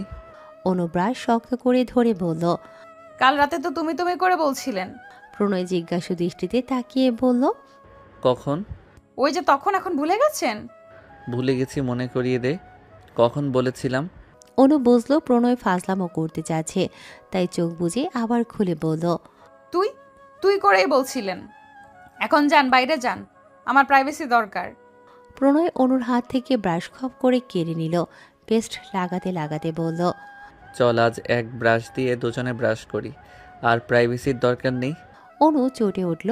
এবারে দরজার দিকে এগিয়ে গিয়ে দরজা খুলে হাত দিয়ে ইশারা করে বলল, এক্ষুনি বের হন। প্রণয় ব্রাশটা অনুর হাতে ধরিয়ে দিয়ে বের হয়ে গেল। অনু দাঁত খটমট করে আস্তে করে বলল, বদলোক। প্রণয় আর অনু একসাথে ডাইনিংয়ে এসেছে। অনু মাথা নামিয়ে মাথার উপর শাড়ির আঁচল দিয়ে ঘোমটা দিয়ে রেখেছে। প্রণয় ওর জন্য একটা চেয়ার টেনে দিয়ে বসতে বলল। তার পাশের চেয়ারেই প্রণয় বসল। নিজ হাতে প্লেট, পানির গ্লাস সহ খাবার এগিয়ে দিল প্রণয় অনুকে। এর মাঝেই টেবিলে বসা সিথি নিজের খেতে নেওয়া খাবার সম্পূর্ণ না খেয়ে প্লেটে পানি ঢেলে হাত ধুয়ে উঠে গেল। প্রণয়ের ভাবান্তর হলো না, আগের মতোই পরোটার প্লেট এগিয়ে দিল অনুর দিকে। তবে অনু তাকিয়ে রইল সিথির চলে যাওয়ার পানে। অনু আর প্রণয় খাবার শেষ করে সোফায় বসলো সবার সাথে গল্প করতে। প্রণয়দের বাসায় মেহমানের জন্য রান্নাবান্নার আয়োজন করছে। বাড়ির সামনে খোলা ময়দানে ওর চাচারাই সব সামলাচ্ছে। সিথি আর ওর মা দাঁড়িয়ে আছে অনুর থেকে খানিক দূরে। সিথি মায়ের দিকে তাকিয়ে বলল, বিয়ে হতে না তুই দেখলে বউকে কত কেয়ার করা শুরু করেছে। আমার এসব সহ্য হয় না আম্মু। আমি কি দোষ করেছিলাম যে আমায় বিয়ে করলো না? আমি বরং ওই মেয়েটার থেকে 1000 গুণ বেশি ভালোবাসি প্রণয়কে। এত অল্পতে অধৈর্য হলে চলবে? কিছুদিন যাক, দেখবি প্রণয় নিজেই তোর কাছে ধরা দিবে। আমি আছি না? দ্রুত কিছু করো আম্মু, আমি কিন্তু ওই মেয়েকে যে কোনো সময় যা কিছু করে দিতে পারি। প্রিয়ন্তী আর প্রান্তিক এলো সেই সময়ে। এসেই অনুর পাশে বসলো। অনু প্রান্তিককে কোলে তুলে নিল। প্রান্তিক নালিশ জানালো আম্মু তাকে আরও সকালে কেন আনেনি এখানে। তার মামার বাসায় অনু কেন একা থেকেছে, ওকে না সাথে এনে। প্রণয় অনুকে ভেতরে রেখে বাইরে এলো। সবটা নিজ চোখে দেখে নিতে হবে, কোথায় না আবার ভুল হয়ে যায় সবার কাজে। প্রণয়ের সামনে ওর বড় চাচার বড় ছেলে সবুজ এলো। সবুজ আর আরও কয়েকজন মিলে খাবার টেবিল নিচ্ছে। আর একটু পরেই আবার ও বাড়ি থেকে সবাই আসবে। প্রণয় সব খেয়াল করে দেখে রুমে গেল। বাথরুমে গিয়ে দেখলো ভেজা কাপড়গুলো বালতিতেই রয়ে গেছে। ও সব ধুয়ে নিয়ে এলো ব্যালকনিতে দিতে যাবে। সে সময় সিথি আর সাবিলা এলো। সাবিলা প্রণয়ের ছোট মামার মেয়ে, বয়স হবে অনুর মতো। প্রণয়কে কাপড় মেলতে দেখে সিথি বলল, বিয়ে করতে না করতেই দেখি বউ ভক্ত হয়ে গেলে। তোমাকে অন্যরকম মনে করেছিলাম আমি। প্রণয় ভাবলেশীন শক্ত গলায় বলল, কিন্তু আমি এমনই। সিথি হালকা কেশে বিছানায় বসতে বসতে বলল, না না, বেশ ভালো তো এসব। প্রণয় কথা না বাড়িয়ে কাপড় মেলে দিয়ে বাইরে গেল। সিথি হতাশ হলো। ও ভেবেছিল যে এসে কথা বলে গল্প করতে চাইলে প্রণয়ও তাল মেলাবে, কিন্তু সেরকম না হওয়াতে বিরক্ত হয়ে উঠে ও নিজেও রুম থেকে চলে গেল।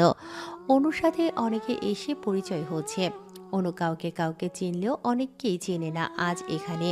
সুমি এসে পাশে বসে বলল, সমস্যা নেই অনু, সবাইকে চিনতে পারবা। ওই যে দূরে দেখছো ওয়েস্টার্ন পরা মেয়েটা, ওই মেয়েটার সাথেই তো আমাদের প্রণয়ের বিয়ের কথা বলা ছিল। অনু কিছুই বলল না, শুধু শুনল সুমির বলা কথাগুলো। তাহলে এই ব্যাপার। এজন্যই সিথি ওকে সহ্য করতে পারে না। অনু প্রণয়কে খুঁজলো চোখ ঘুরিয়ে ঘুরিয়ে, তবে দেখা পেল না। এও দেখল না কেউ ওকে খুব বাজে কুৎসিত নজরে গিলে নেবার প্রচেষ্টা চালাচ্ছিল। অনু বিকেল হতেই ভাইয়ের বাড়ি যাবে বলে সব প্রস্তুত করে রাখছিল। এটা গ্রামের বিয়ের একটা সাধারণ ব্যাপার। বিয়ের পরদিন নতুন জামাই ও তাদের মেয়ে একদিনের জন্য বাবার ভিটায় বেড়াতে আসে। প্রণয় বাইরের কাজ শেষ করে ঘরে এলো। গরমে শরীর ঘেমে উঠেছে। এই মুহূর্তে ঠান্ডা পানি দিয়ে গোসল না দিলেই নয়। অনু চুল বাঁধছিল আয়নার সামনে দাঁড়িয়ে। প্রণয় রুমে এসে ওয়ার্ড্রোব থেকে প্যান্ট শার্ট বের করতে করতে অনুকে দেখল। অনুও আয়নার ভেতর থেকেই প্রণয়কে দেখে মাথা নামিয়ে রাখল। আমি গোসল দিব, তুই গামছা নিয়ে আয়, সকালে বেলকনিতে দিয়েছিলাম। আচ্ছা, নিয়ে আসছি আমি। প্রণয় যেতেই অনু ব্যালকনির দরজা খুলে গামছা নিয়ে দরজা বন্ধ করে বাথরুমের দরজার সামনে দাঁড়িয়ে বলল, এই নিন। প্রণয় তখন গায়ে বডি ওয়াশ লাগাতে ব্যস্ত। ওভাবেই বলল, টাওয়েল বারে রেখে যা। আমি ভিজে যাব তো ভেতরে গেলে। প্রণয় ওর মুখের দিকে তাকিয়ে কিছু না বলেই হাত ধরে টেনে ভেতরে এনে জড়িয়ে ধরল। আরে আরে, কি করছেন? ভিজে গেলাম তো, শাড়ি নষ্ট করে দিলেন কেন? আশ্চর্য। প্রণয় ওকে বুকের সাথে লাগিয়ে বলল, তাতে কি, চেঞ্জ করে নিবি, এখন আমার সাথে গোসলটা করে নে। অনু দাঁত চিবিয়ে বলল, সবসময় ফাজিল পানা না, অসহ্য একটা। প্রণয় ওর কোমরের আশেপাশে সাবান লাগিয়ে দিতে দিতে বলল, তোরই তো জান, ফাইজলামোপনা সহ্য করে নে। অনু আর প্রণয় তৈরি হয়ে বের হয়েছে। প্রিয়ন্তী আগেই বাসায় চলে গেছে। অয়ন থেকে গেছে সে বোন আর শালক বাবুকে একসাথে নিয়ে যাবে। ওরা আসতেই অয়ন আর দেরি করতে চাইল না। এমনিতেই অনেকটা দেরি হয়ে গেছে প্রণয়ের জন্য। অনু গিয়ে ভাইয়ের পাশে বসলো সোফায়। প্রণয় ওর ডান পাশে বসতেই দূর থেকে সিথি এসে আদিক্ষেতা করে বলে অন্যদিকে চলে গেল। মাথা থেকে যে করেই হোক প্রণয়ের ওই অনুকে সরাতে হবে, তবেই না ও জায়গা পাবে। যতদিন প্রণয়ের মনে অনুর জন্য জায়গা আছে ততদিন ওই প্রণয় ওকে ভালোবাসবে না। আর যদি কখনো ভালো নাও বাসে তবুও ওর আফসোস নেই। শুধু ও অনুর সাথে সাজানো সংসার সে কখনো হতে দেবে না। যতদিন না প্রণয়ের কথা ওর মন মস্তিষ্ক ভুলতে পারছে। সবার থেকে বিদায় নিয়ে অনুরা বের হলো। পেছনের সারিতে অনু, প্রণয় আর প্রণয়ের ফুপত্ত দুই ভাই বসেছে, আর সামনে অয়ন, প্রান্তিক আর প্রণয়ের ছোট মামার ছেলে রাকিব বসেছে। গাড়ি এসে অনুদের বাড়ির সামনে থামতেই অনু দরজা ঠেলে বের হলো। প্রণয় আর ওর ভাইয়েরা ধীর সুস্থে বের হয়ে অনুর পেছন পেছন বাড়ির ভেতরে চলে আসলো। অনুকে পেয়ে শুভার বড় ভাবি কুলসুম গিয়ে নিয়ে গেল নিজের সাথে। অনুও একটা দিন পর বাবার বাসায় আসতেই জামাই নামক গলার মালা কে ছুঁড়ে ফেললো দূরে, এমন একটা ভাব করে সে জামাই নামের কোনো মালা নেই। প্রণয় বিরক্ত হলো ওর কাজকর্মে। অনুর রুমে গিয়ে সবাই বসলো। প্রিয়ন্তী তার খালা শাশুড়িদের সাথে রান্না সামলাতে ব্যস্ত। আজ আর ভাই নয়, তার ননদ জামাই এসেছে নেমন্ত্রণ খেতে। নিজ হাতে নানা রকম পিঠা পায়েস করেছে। শুভা আর শুভা সেগুলো প্লেটে করে অনুর রুমে নিয়ে গেল। ওদের দুজনকে আসতে দেখে প্রণয়ের সাথে সে বসে থাকা পাঁচি ভাইয়ের দল হৈহুল্লোড় থামিয়ে ভদ্র সাজার চেষ্টা করল।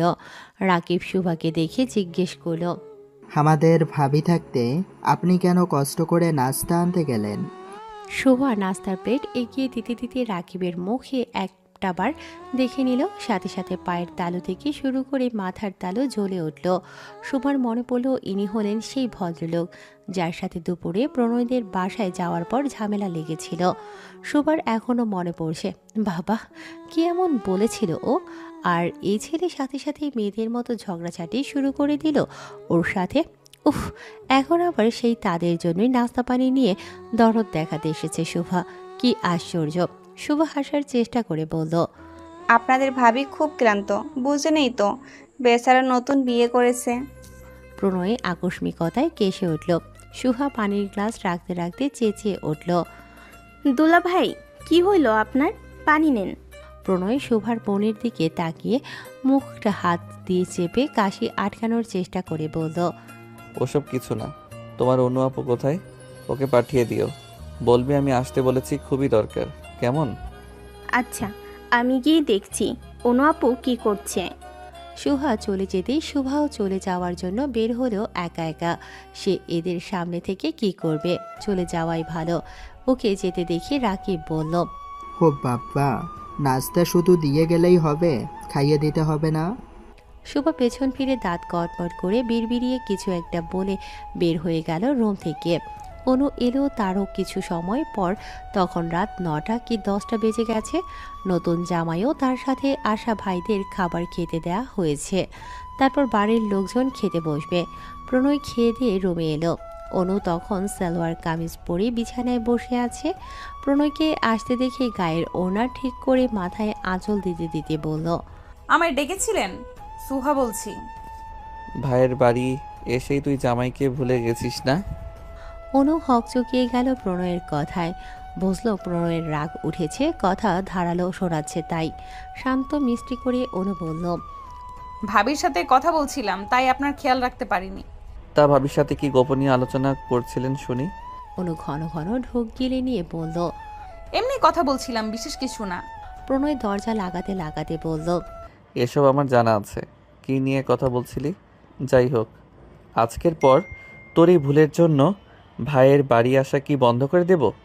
অনু মাথা নামিয়ে কিছু একটা বলল, তবে তা প্রণয়ের কান পর্যন্ত পৌঁছালো না। প্রণয় আর অনুর বিয়ের 3 দিন চলছে আজ। প্রণয়দের বাসায় গতকাল বিকেলেই এসেছে অনু। সবার থেকে পাওয়া গিফটগুলো সাজানো গোছানো চলছে আজ সকাল থেকেই। প্রণয়ের মা প্রহেলিকা একা একা রান্না সামলাচ্ছে। অনু কয়েকবার সাহায্য করতে গেলেও বলেছে বিয়ের পর 10 দিন আগুনের পাশে থাকতে নেই। অনু তখন বলেছিল এসব মানতে নেই, তবু প্রহেলিকা বলল, তুমি না মানলে মা, আমি মানব। আমার একটা মাত্র ছেলে, ওর সংসার জীবন যেন সুন্দর হয়, আমি তাই চাই। এসব আগুনের কাজ এখন না করলেও চলবে, সংসারে আগুন লাগলে বিপদ। অনু আর না পারতে রুমে চলে এলো। প্রণয়ের হাতে হাতে কাজ এগিয়ে দিল। বাসার সব মেহমান চলে গেছে, আছে শুধু প্রণয়ের ফুপুর 2 ছেলে আর তাদের ছেলে বউয়েরা। ওরা এখন সুমিদের বাসায় ঘুরতে গেছে। তাদের আরেক মামার বাসা কিনা। রাকিব সেই তখন থেকে অনুর সাথে কথা বলার চেষ্টা করছে, উদ্দেশ্য শুভার ব্যাপারে কিছু জানা অজানা কথা শোনার। শুভা মেয়েটা ব্যাপক চঞ্চল, ওর খুব করে মনে ধরেছে। প্রণয় রোম গুছিয়ে রাকিবকে বলল। হয়েছে, এখন গিয়ে ফ্রেশ হয়ে নে। রাকিব যেতেই প্রণয় অনুর দিকে চোখ মুখ কঠিন করে প্রশ্ন করল। এই তুই ওর সাথে হেসে হেসে এত কথা বলছিলি কেন? অনু চোখ ছোট ছোট করে বানিয়ে জিজ্ঞেস করল। কই? এই যে এক্ষুনি বলছিলি, ওর সাথে এত কথা বলার কি দরকার? হ্যাঁ, আমি আছি না, আমার সাথে সব কথা শেয়ার করবি তুই, ওর সাথে কি দরকার? অনু মাথা দুদিকে দুলিয়ে অতিষ্ঠ হয়ে বিড়বিড়িয়ে বলল। এই লোক আমায় 2 দিনে জ্বালিয়ে মারলো। কি বললি? কিছু না, আপনাকে না। সে ভালো কথা, আমি ফ্রেশ হয়ে আসছি, সন্ধ্যায় বের হব তোকে নিয়ে। অনু কিছু বলল না। প্রণয় ফ্রেশ হয়ে এসে শার্ট বদলাতে বদলাতে ওকে তৈরি হয়ে নিতে বলল। ওর কতদিনের ইচ্ছে একটা সুন্দর সন্ধ্যা কাটাবে অনুর সাথে। আজ থেকে সেই স্বপ্নগুলো পূর্ণতা পাবে যা ও অনেক আগে থেকে দেখে এসেছে। অনু প্রণয়ের জোড়াজুড়িতে তৈরি হলো। এমনিতেই ওকে সহ্য করতে না পারলেও আজকাল কেন যেন অনুর ইচ্ছে হয় সবসময় প্রণয়ের পাশে পাশে থাকতে, ওর কাছাকাছি অবস্থান করতে। হয়তো এটাই বৈবাহিক সম্পর্কের জোর শক্তি। অনুকে নিয়ে বের হতে দেখে প্রহেলিকা রান্নাঘর থেকে উচ্চস্বরে বলে উঠল। এই তোরা দুজনে এই সন্ধ্যাবেলায় কই বেরোচ্ছিস? প্রণয় সাদা পাঞ্জাবি পরেছে অনুর পরনের শাড়ির সাথে মিলিয়ে। পাঞ্জাবির বোতাম লাগাতে লাগাতে বলল। একটু বের হচ্ছি মা, আমরা বাইরে খেয়ে নেব, ওকে নিয়ে একটু ঘুরতে বের হচ্ছি। ছেলের কথায় প্রহেলিকাকে নারাজ দেখালো, রাগঢাক করে বলল বারবার। বাবা, নতুন বিয়ে করেছিস, এই সময় যাস না বউকে নিয়ে। অনু মানল প্রহেলিকার কথা। ও মুরব্বীদের কাছে শুনেছে এর আগে নতুন বৌদের মধ্যাহ্নের দুপুরে আর ভর সন্ধ্যাবেলায় ঘরের বাইরে না যেতে, এতে জিন পেতে নজরে আসার চান্স থাকে। আর ওদের বিয়ে হয়েছে মাত্র 3 দিন হয়েছে। গ্রামের লোকেরা বলে নতুন জামাই বৌদের শরীরে নাকি 18 মাস পর্যন্ত নতুন বিয়ের গন্ধ লেগেই থাকে। ওদের বিয়ের সেখানে মাত্র 3 দিন হয়েছে। অনু ভয়ে ভয়ে প্রণয়ের দিকে তাকিয়ে বলল। শুনছেন, মা ঠিকই বলেছে, এই সময়ে আমাদের না বের হয় ভালো হবে। আমরা না হয় কাল সকালে বের হব। প্রণয় পকেট থেকে ফোন বের করে কাউকে কল করতে করতে বলল। এসব অনেক আজগুবি চিন্তা ভাবনা, কিছুই হবে না, চলো। অনু ঠোঁট ফুলিয়ে আগে আগে বের হলো। প্রণয় মাকে বুঝিয়ে গাড়ির চাবি নিয়ে বের হলো। গাড়ির কাছে এসে ড্রাইভিং সিটের পাশের সিটে অনুকে বসিয়ে ও নিজেও পাশে উঠে বসল। তখন মাগরিবের আজান দেবে দেবে। সুমি তখন উঠোনে এসেছে রান্নার জন্য শুকনো কাঠ নিতে। দুজনকে একসাথে বের হতে দেখে কাঠ নিয়ে ভেতর বাড়িতে ঢুকেই সজীবের ঘরে গেল। সজীব তখন মনোযোগ দিয়ে মোবাইল স্ক্রিনে কিছু একটা দেখছিল। সুমি এসে বলল। 2 নায়ক নায়িকা ঘুরতে বের হয়েছে, খেলা শুরু করবে কখন? সজীব ফোন সরিয়ে বলল। আহা ভাবি, এ তো অল্পতেই খেলা শুরু করলে তো জমবে। আমি আজও ভুলিনি ওই শালা আমায় কিভাবে মেরেছিল সেদিন। কি করেছিলাম আমি? অনুকে বিয়েই তো করতে চেয়েছিলাম, আর ও আমাকে সবার সামনে পেটালো, তাও আমার ছোট হয়ে। ও আমাকে এ গানার সম্মান দেয় না ভাবি। মাঝখান থেকে ওই অয়ন আমার দেওয়া প্রস্তাব ফিরিয়ে দিয়ে প্রণয়ের সাথে বিয়ে দিয়ে দিল অয়নটার। তুমি জানো না ভাবি, এই প্রণয়নের জন্যই আমরা 2 ভাই সব সময় ভালোবাসার মানুষকে পেতে ব্যর্থ হয়েছি। সজীবের কথায় সুমির এবার বক্ষতালু জ্বলে উঠল। তার স্বামী যে বিয়ের আগে কাউকে পাগলের মতো ভালোবেসেছে এই কথাটা সে আজও মানতে চায় না। তাই তো বিয়ের পর যেদিন থেকে স্বামীর প্রথম পছন্দের নারী নামক মানুষের কথা শুনেছে তখন থেকেই প্রিয়ন্তীকে তার সহ্য হয় না। ওর সুখের সংসারও সহ্য হয় না। সবুজ এখনও প্রিয়ন্তী এলে বেহায়ের মতো ওর খোঁজ খবর নিতে যায়, যা সুমির মোটেও পছন্দ না। কতবার চেষ্টা করলেও প্রিয়ন্তীর খারাপ করতে পারল না। কিন্তু যখন সজীব অনুকে পছন্দ করার পর বিয়ের প্রস্তাব দিতে গেল, সেদিন অয়ন কিছু বলার আগেই প্রণয় গিয়ে সজীবের শার্টের কলার ধরে সেখান থেকে তুলে আনলো। অনুদের বাড়ির উঠোনেই দুজনের এক কথায় 2 কথায় ঝামেলা লেগে গেল। তারপর সেই সংঘর্ষ। এরপর বেশ কয়েকটি বছর পার হলো। প্রণয়ের প্রতি ক্ষোভ মনে থাকলেও তা প্রকাশ করল না। যা হবে এখন হবে। সজীব ঘর থেকে বের হতে হতে বলল। আমি আসছি একটু। আর হ্যাঁ, অনুর সাথে জেনে নিও প্রণয় শহরে ফিরছে কবে, তারপর যাব। আমরা ওই চেলা বাবার কাছে। এই কয়দিন ওর সাথে তুমি আরও ঘনিষ্ঠ হওয়ার চেষ্টা করবে, কেমন? তুমি আসলে কি করতে চাইছো সজীব? আমি বুঝতে পারছি না। সজীব বাঁকা হেসে বলল, তোমার কি মনে হয় প্রণয়নের নাকের ডোকা দিয়ে তুমি ওর বউয়ের ক্ষতি করতে চাইবে আর ও তা মেনে নেবে? জানলে মাটিতে পুঁতে দেবো। তাই যা করার প্রণয়নের চোখের পেছন দিয়ে করতে হবে, যেন ও কিছুই টের না পায়। তুমি তাহলে আসলে করবে কি?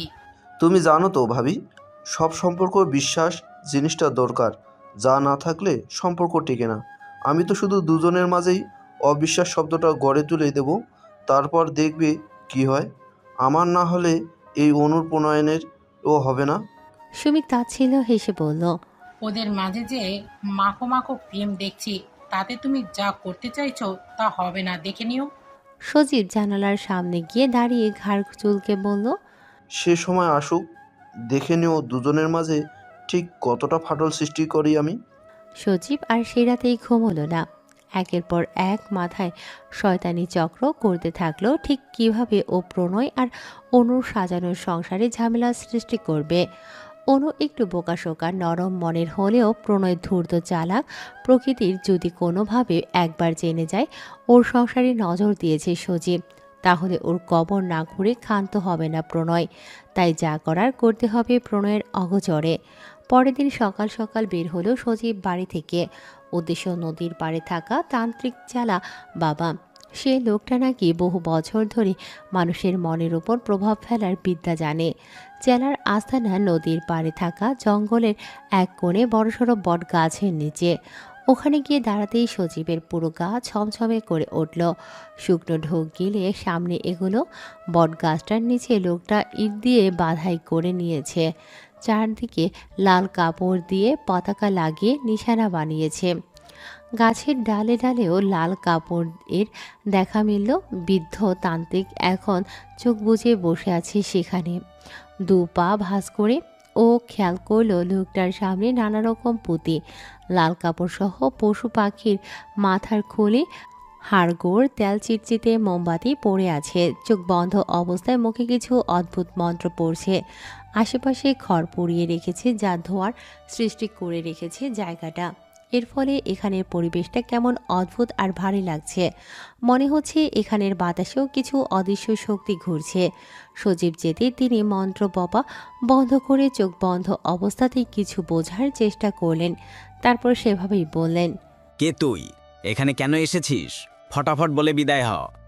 সজীব ঢোক গিলে নিজেকে স্বাভাবিক রাখার চেষ্টা করল। ভেতরের উত্তেজনা চাপা দিয়ে বলল, আমি একটা সাহায্য নিতে এসেছিলাম, আর আপনার সহায়তা দরকার। দয়া করে আমাকে সাহায্য করুন বাবা। চালা বাবা ডান হাতের মুঠোটা নিজের নাকের কাছে ধরে কিছু একটা সুবাস টেনে নিলেন নাক দিয়ে। তারপর বললেন, কি সাহায্য চাই তোর? ফটাফট বল। সজীব আশেপাশে চাইলেও মনে ভয় আসলেও সাহস জুগিয়ে বলল, আমার এক শত্রুর বৈবাহিক জীবন দুর্বিষহ করে তুলতে চাই, তাই আপনার সাহায্য নিতে এসেছি। তুই ঠিক জায়গায় এসেছিস। চেলার কথা শুনে সজীবের মন প্রসন্ন হলো। ও ভেবেছিল তান্ত্রিক বাবা না ওকে কথা শোনায়। ওর হাসির মাঝেই লোকটা বলে উঠল, তোর কাজ হয়ে যাবে। তার জন্য প্রথমেই আমার আস্তানায় তোকে 10 জোড়া কবুতর, 4 জোড়া মোরগ উৎসর্গ করতে হবে। তারপর আমি তোর কাজ করে দেব।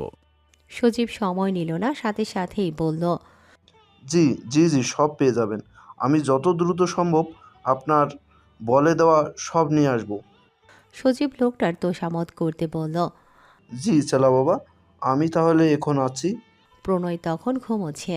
অনু উঠে রোম ঝাড়ু দিয়ে বালতিতে রাখা কাপড়গুলো ব্যালকনিতে শুকোতে দিল রোদে। রোমে এসে চুল আঁচড়ে বাইরে গেল। প্রহেলিকা ফজর নামাজের পর আর ঘুমন না। একেবারে নামাজ শেষ করে কোরআন তেলাওয়াত করে রান্না করতে আসেন। অনু এসে বলল, আমাকে রান্না করতে না দিলেও আমি সাহায্য করতে চাই। আমি রুটি বেলিয়ে দেই। প্রহেলিকা খুশি হলেন অনুর আন্তরিকতা দেখে। তিনি রুটি বেলতে দিয়ে নিজেই ভাজি করতে লাগলেন সবজি। সকালবেলার খাবারটা প্রণয়দের বাসায় শেষ করে আজ ওর ফুপিরা চলে যাবে। তাই প্রহেলিকা বিভিন্ন খাবারের পদ তৈরি করেছেন। অনুকে ডেকে প্রণয় চা দিতে বলে গেল। প্রহেলিকা কাপে ঢেলে অনুর হাতে ধরে দিয়ে বললেন, প্রণয়কে দিয়ে আয় আগে, পরে রুটি বেলিস। অনু কাপ নিয়ে রুমে চলে আসলো। প্রণয়ের দিকে বাড়িয়ে দিয়ে দাঁড়িয়ে রইল। কে বানিয়েছে? তুই বানিয়েছিস? প্রণয়ের প্রশ্নে অনু বলল, না, মা আমায় চুলার কাছে যেতে দিচ্ছে না। কি সব কুসংস্কার নিয়ে পড়ে আছে। বলে কিনা তার একমাত্র ছেলের সংসার যেন সুন্দর হয়, তাই তিনি সব মেনে মেনে চলবেন। এগুলো কি মানা দরকার? প্রণয়ের সোফায় বসে মোবাইল স্ক্রল করছিল। অনুর কথা শুনে মোবাইল অফ করে বলল, তোর আর আমার সংসার? অনু কিছু না বুঝেই তৎক্ষণাৎ বলল, হ্যাঁ। পরপর কিছু একটা বুঝতে পেরে লজ্জা পেয়ে বলল, ধরুন আপনার চা। তুই আগে কাপে চুমুক দিয়ে বল কেমন হয়েছে। পারবো না, নিন। প্রণয়ের দাঁত পিষে বলল, থাপড়িয়ে কান লাল করে দেব। যা বলেছি তাই কর, নইলে কিন্তু রাতের দেওয়ার ডোজ এখন আবার পড়বে তোর শরীরে। তুই কি তা চাস? অনু মুখ ফুলিয়ে দুই দিকে মাথা ঝাঁকিয়ে না বোঝালো। প্রণয় নিচু করে রাখা মুখের দিকে তাকিয়ে হাসল। পরপর শক্ত গলায় বলল, যা বলেছি তা করে কাপ দিয়ে যা। অনু আর সময় ব্যয় করল না। দ্রুত এক চুমুক লাগিয়ে কাপ সামনে টেবিলের উপর রেখে দিয়ে রান্নাঘরের রাস্তা ধরে দৌড় লাগালো। প্রণয় ওর ছুটে যাওয়ার দিকে তাকিয়ে সাবধানী স্বরে বলে উঠল, আস্তে যা পাখি, পড়ে গিয়ে ব্যথা পাবি। সকালের নাস্তা শেষ করে প্রণয় একটা চেয়ার নিয়ে বাড়ির সামনের উঠোনে রোদে বসেছে। কানে ফোন চেপে দোকানের থাকা কর্মচারীর সাথে কথা বলছে। আজ বেশ কয়েকদিন ধরে গ্রামে এসে পড়ে রয়েছে প্রণয়। দোকানের হিসেব কী করছে কর্মচারীরা আল্লাহ মালুম। ওকে যত দ্রুত সম্ভব যেতে হবে। যার সাথে কথা বলছে তার নাম মাসুদ। বয়স 22 হবে। ছেলেটা নতুন এসেছে ওর দোকানে, তবে বেশ কর্মঠ। প্রণয়ের ওকে ভালো লাগে। ছেলেটা দারুণ কথা বলতে জানে। এসব কাপড়ের ব্যবসা সামলাতে গেলে এরকম বাচাল ছেলেরই দরকার, যাতে কাস্টমারের সাথে সহজেই মিশে যেতে পারে। ছেলেটা ওকে দোকানে ফিরে যেতে বলছে বারবার করে। প্রণয় জানালো 2-1 দিনের মাঝেই সে ফিরবে। কথা বলা শেষ করে ওর চাচাদের বাড়ির দিকে চোখ মেলে চাইল। প্রণয়ের বাবারা 3 ভাই ছিলেন। দাদার জমি জমা 3 ভাই সমান অংশই পেয়েছেন। ওর চাচারা বেঁচে রইল, আর ওর বাবা বেশ কয়েক বছর আগেই হার্ট অ্যাটাকে মারা গেছেন। সেই থেকে মায়ের দেখাশোনা ও নিজেই করছে। মামাদের সহায়তায় কিছু জমি বিক্রি করে শহরের দোকান দিয়েছিল। আস্তে আস্তে ব্যবসায় লাভ হতে থাকলে সেই সব জমি আবার ফিরিয়ে আনে। চাচাদের আগেই গ্রামে ও ইট দিয়ে একতলা বাড়ি বানিয়েছে, গাড়ি কিনেছে, শহরেও জমি কিনেছে। সেখানে বাড়ি করবে, আগের হাতে টাকা হোক। ওর অল্প বয়সেই এই সফলতা অর্জন দেখে মামারা তাদের মেয়েকে বিয়ে দিতে চাইতেন প্রণয়ের সাথে। কিন্তু প্রণয় যে অনেক আগে থেকেই অনুকে বউ বানাবে বলে সিদ্ধান্ত নিয়েছে, তাই মামাদের সেই স্বপ্ন আর পূরণ হলো না। একদিন গ্রামে এসে শুনল চাচার মুখে সজীব নাকি অনুকে পছন্দ করে বলে বাবার কাছে জানিয়েছে। তার আগেই প্রণয় অয়নকে নিজের মনের কথা জানিয়েছিল। তবুও সজীব শুনল না। বিয়ের প্রস্তাব নিয়ে গেল প্রিয়ন্তীর স্বামীর কাছে। খবর পেয়ে প্রণয় গিয়ে ওকে বোঝালো, কাজ হলো না। ও কথা বাড়াতেই অয়নদের বাড়ির উঠোনেই 2 চাচাতো ভাই ঝামেলা শুরু করে দিল। সেই দিনের পর আর সজীবের সাথে প্রণয়ের সম্পর্ক স্বাভাবিক থাকেনি। আর না চাচা চাচির সাথে। এমনিতেই সবুজের জন্য ওদের সাথে সম্পর্ক আগে থেকেই একটু নড়বড়ে ছিল। ওই ঘটনার পর আরও দ্রুত তৈরি হয়েছে। 4 বছর পর প্রণয়ের বিয়ের জন্য আবারও 2 পরিবারের মাঝে দেখা সাক্ষাৎ, কথাবার্তা হচ্ছে। প্রণয়দের বাড়িটা এক সাইডে, তারপর ছোট চাচার ঘর, তারপর সজীবদের ঘর, সিরিয়াল ধরে। প্রণয় বসে বসে সজীবদের বাড়ির গেয়ে দিকেই দেখছিল। প্রণয় অনুকে অয়ন দাওয়াত করেছে দুপুরে। প্রহেলিকাকেও সাথে নিয়ে যেতে বলেছে, তবে প্রহেলিকা বলেছে আজ সে যাবে না। প্রণয় অনুকে তৈরি হতে বলেছে, হয়তো ওর তৈরি হওয়া শেষ, তাই রুমে এলো। ও নিজেও তৈরি হয়ে অনুকে নিয়ে বের হলো। যাওয়ার পথে ও বাড়ির জন্য ফলমূল, প্রান্তিকের জন্য চিপস, চকলেট নিয়ে নিল। প্রান্তিক ফুপুকে পেয়ে খুব খুশি। তার সাথে আবার তার মামাও এসেছে। দুপুরের খাবার খেয়ে বিকেলের দিকে প্রণয় অনুকে নিয়ে নিজের বাড়ি ফিরল। প্রণয় কাল সকালেই আবার চলে যাবে বাসায়, গিয়ে মায়ের বাজারের লিস্ট নিয়ে বাজার করে দিয়ে যেতে হবে। অনুর মন খারাপ। প্রণয় চলে গেলে তার একা একা লাগবে বাসায়। প্রণয় বুঝতে পারল, তবে ওর মনটা ভালো লাগায় ছেয়ে গেল। এখন থেকে মায়ের পাশাপাশি অনুও তার কথা চিন্তা করবে। ওর এখানে ফিরে আসার পথ চেয়ে বসে রইবে। পরের দিন সকালেই প্রণয় চলে যাবে বলে নিজের লাগেজ নিয়ে বের হলো। অনুও পিছু পিছু আসলো মাথা নামিয়ে। প্রণয় দেখেছে কাল থেকেই অনুর মন খারাপ। রাতেও ঘনিষ্ঠ মুহূর্তে অনু চুপ করেছিল, ওর বুকে মাথা চেপে ফুপিয়ে যাচ্ছিল। প্রণয় তখন শব্দ করে হেসেছিল, তাতে যদিও অনু তখন রেগে গিয়েছিল। ক্ষেপে প্রণয়ের চুল টেনে দিয়েছিল। প্রণয় সেভাবে হাসতে হাসতেই বলেছিল, বিয়ে করে বর পাগল হয়ে গেছিস, জামাই চলে যাবে বলে চোখের পানি নাকের পানি এক করে ফেলছিস। তুই তো আমি সহ্য করতে পারিস না, তাহলে সব নাটক কিসের? অনু আচমকা প্রণয়ের বুকে খামছে দিয়েছিল। এভাবে কাঁদলে কিন্তু সাথে নিয়ে যাব। যাবি? আর কাঁদছিস কেন? আমি প্রতি সপ্তাহে আসব, সামনে ঈদের পর একেবারে নিয়ে যাব তোকে। এভাবে কাঁদিস না। কে শোনে কার কথা? অনু সেই তখন থেকে এখন পর্যন্ত ফুপিয়ে যাচ্ছে। প্রণয় বের হলো, গাড়ি পর্যন্ত গিয়ে বলল, কাঁদিস না, মায়ের খেয়াল রাখিস। আমি কল করব। একদম এপাড়া ওপাড়া ঘুরতে বের হবি না। যদি শুনি এসে কিন্তু পা ভেঙে সাথে নিয়ে যাব। প্রণয় আর সময় ব্যয় করল না, গাড়িতে উঠে আরেকবার চোখ রাঙিয়ে কান্না থামাতে বলে ঘরে যেতে বলল। প্রহেলিকা এসে অনুকে ভেতরে নিয়ে গেল। প্রণয় সেদিকে চেয়ে নিজেও রওনা দিল। সজীব আজ সকাল সকাল অনেকগুলো কবুতর আর মোরগ এনেছে। সুমি এত সব দেখে বলল, এগুলো কেন আনলে? তোমার ভাই পশু পাখি পালতে পছন্দ করে না, জানো না? সজীব কবুতরগুলোকে খাদ্য দিতে দিতে বলল, এগুলো আমি পালতে নিয়ে আসিনি, আমার বন্ধু আমাকে কিনতে দিয়েছে, কিনে এনেছি, রাতে দিয়ে আসবো। সুমি উঠোন ঝাড়ু দিতে দিতে বকবক করতেই থাকলো। সজীব আর কানে নিল না। চেলা বাবা বলেছে রাতেই এসব দিয়ে আসতে। সারাদিন অপেক্ষা করে রাত হতেই সব কিছু রশি দিয়ে বেঁধে দু হাতে নিয়ে রওনা হলো। বটগাছের নিচে আসতেই চেলা বলল, এসেছিস? এগুলো রাখ, আর এই পানির বোতলটা নিয়ে যা। যার সর্বনাশ করবি বলে ভেবেছিস তার বাড়ির চারদিকে দিয়ে দিবি ছিটিয়ে। আর হ্যাঁ, যার ওপরে জাদুবিদ্যা প্রয়োগ করব তার একটা মাথার চুল আনবি, কেমন? অথবা কাপড়ের অংশ আন।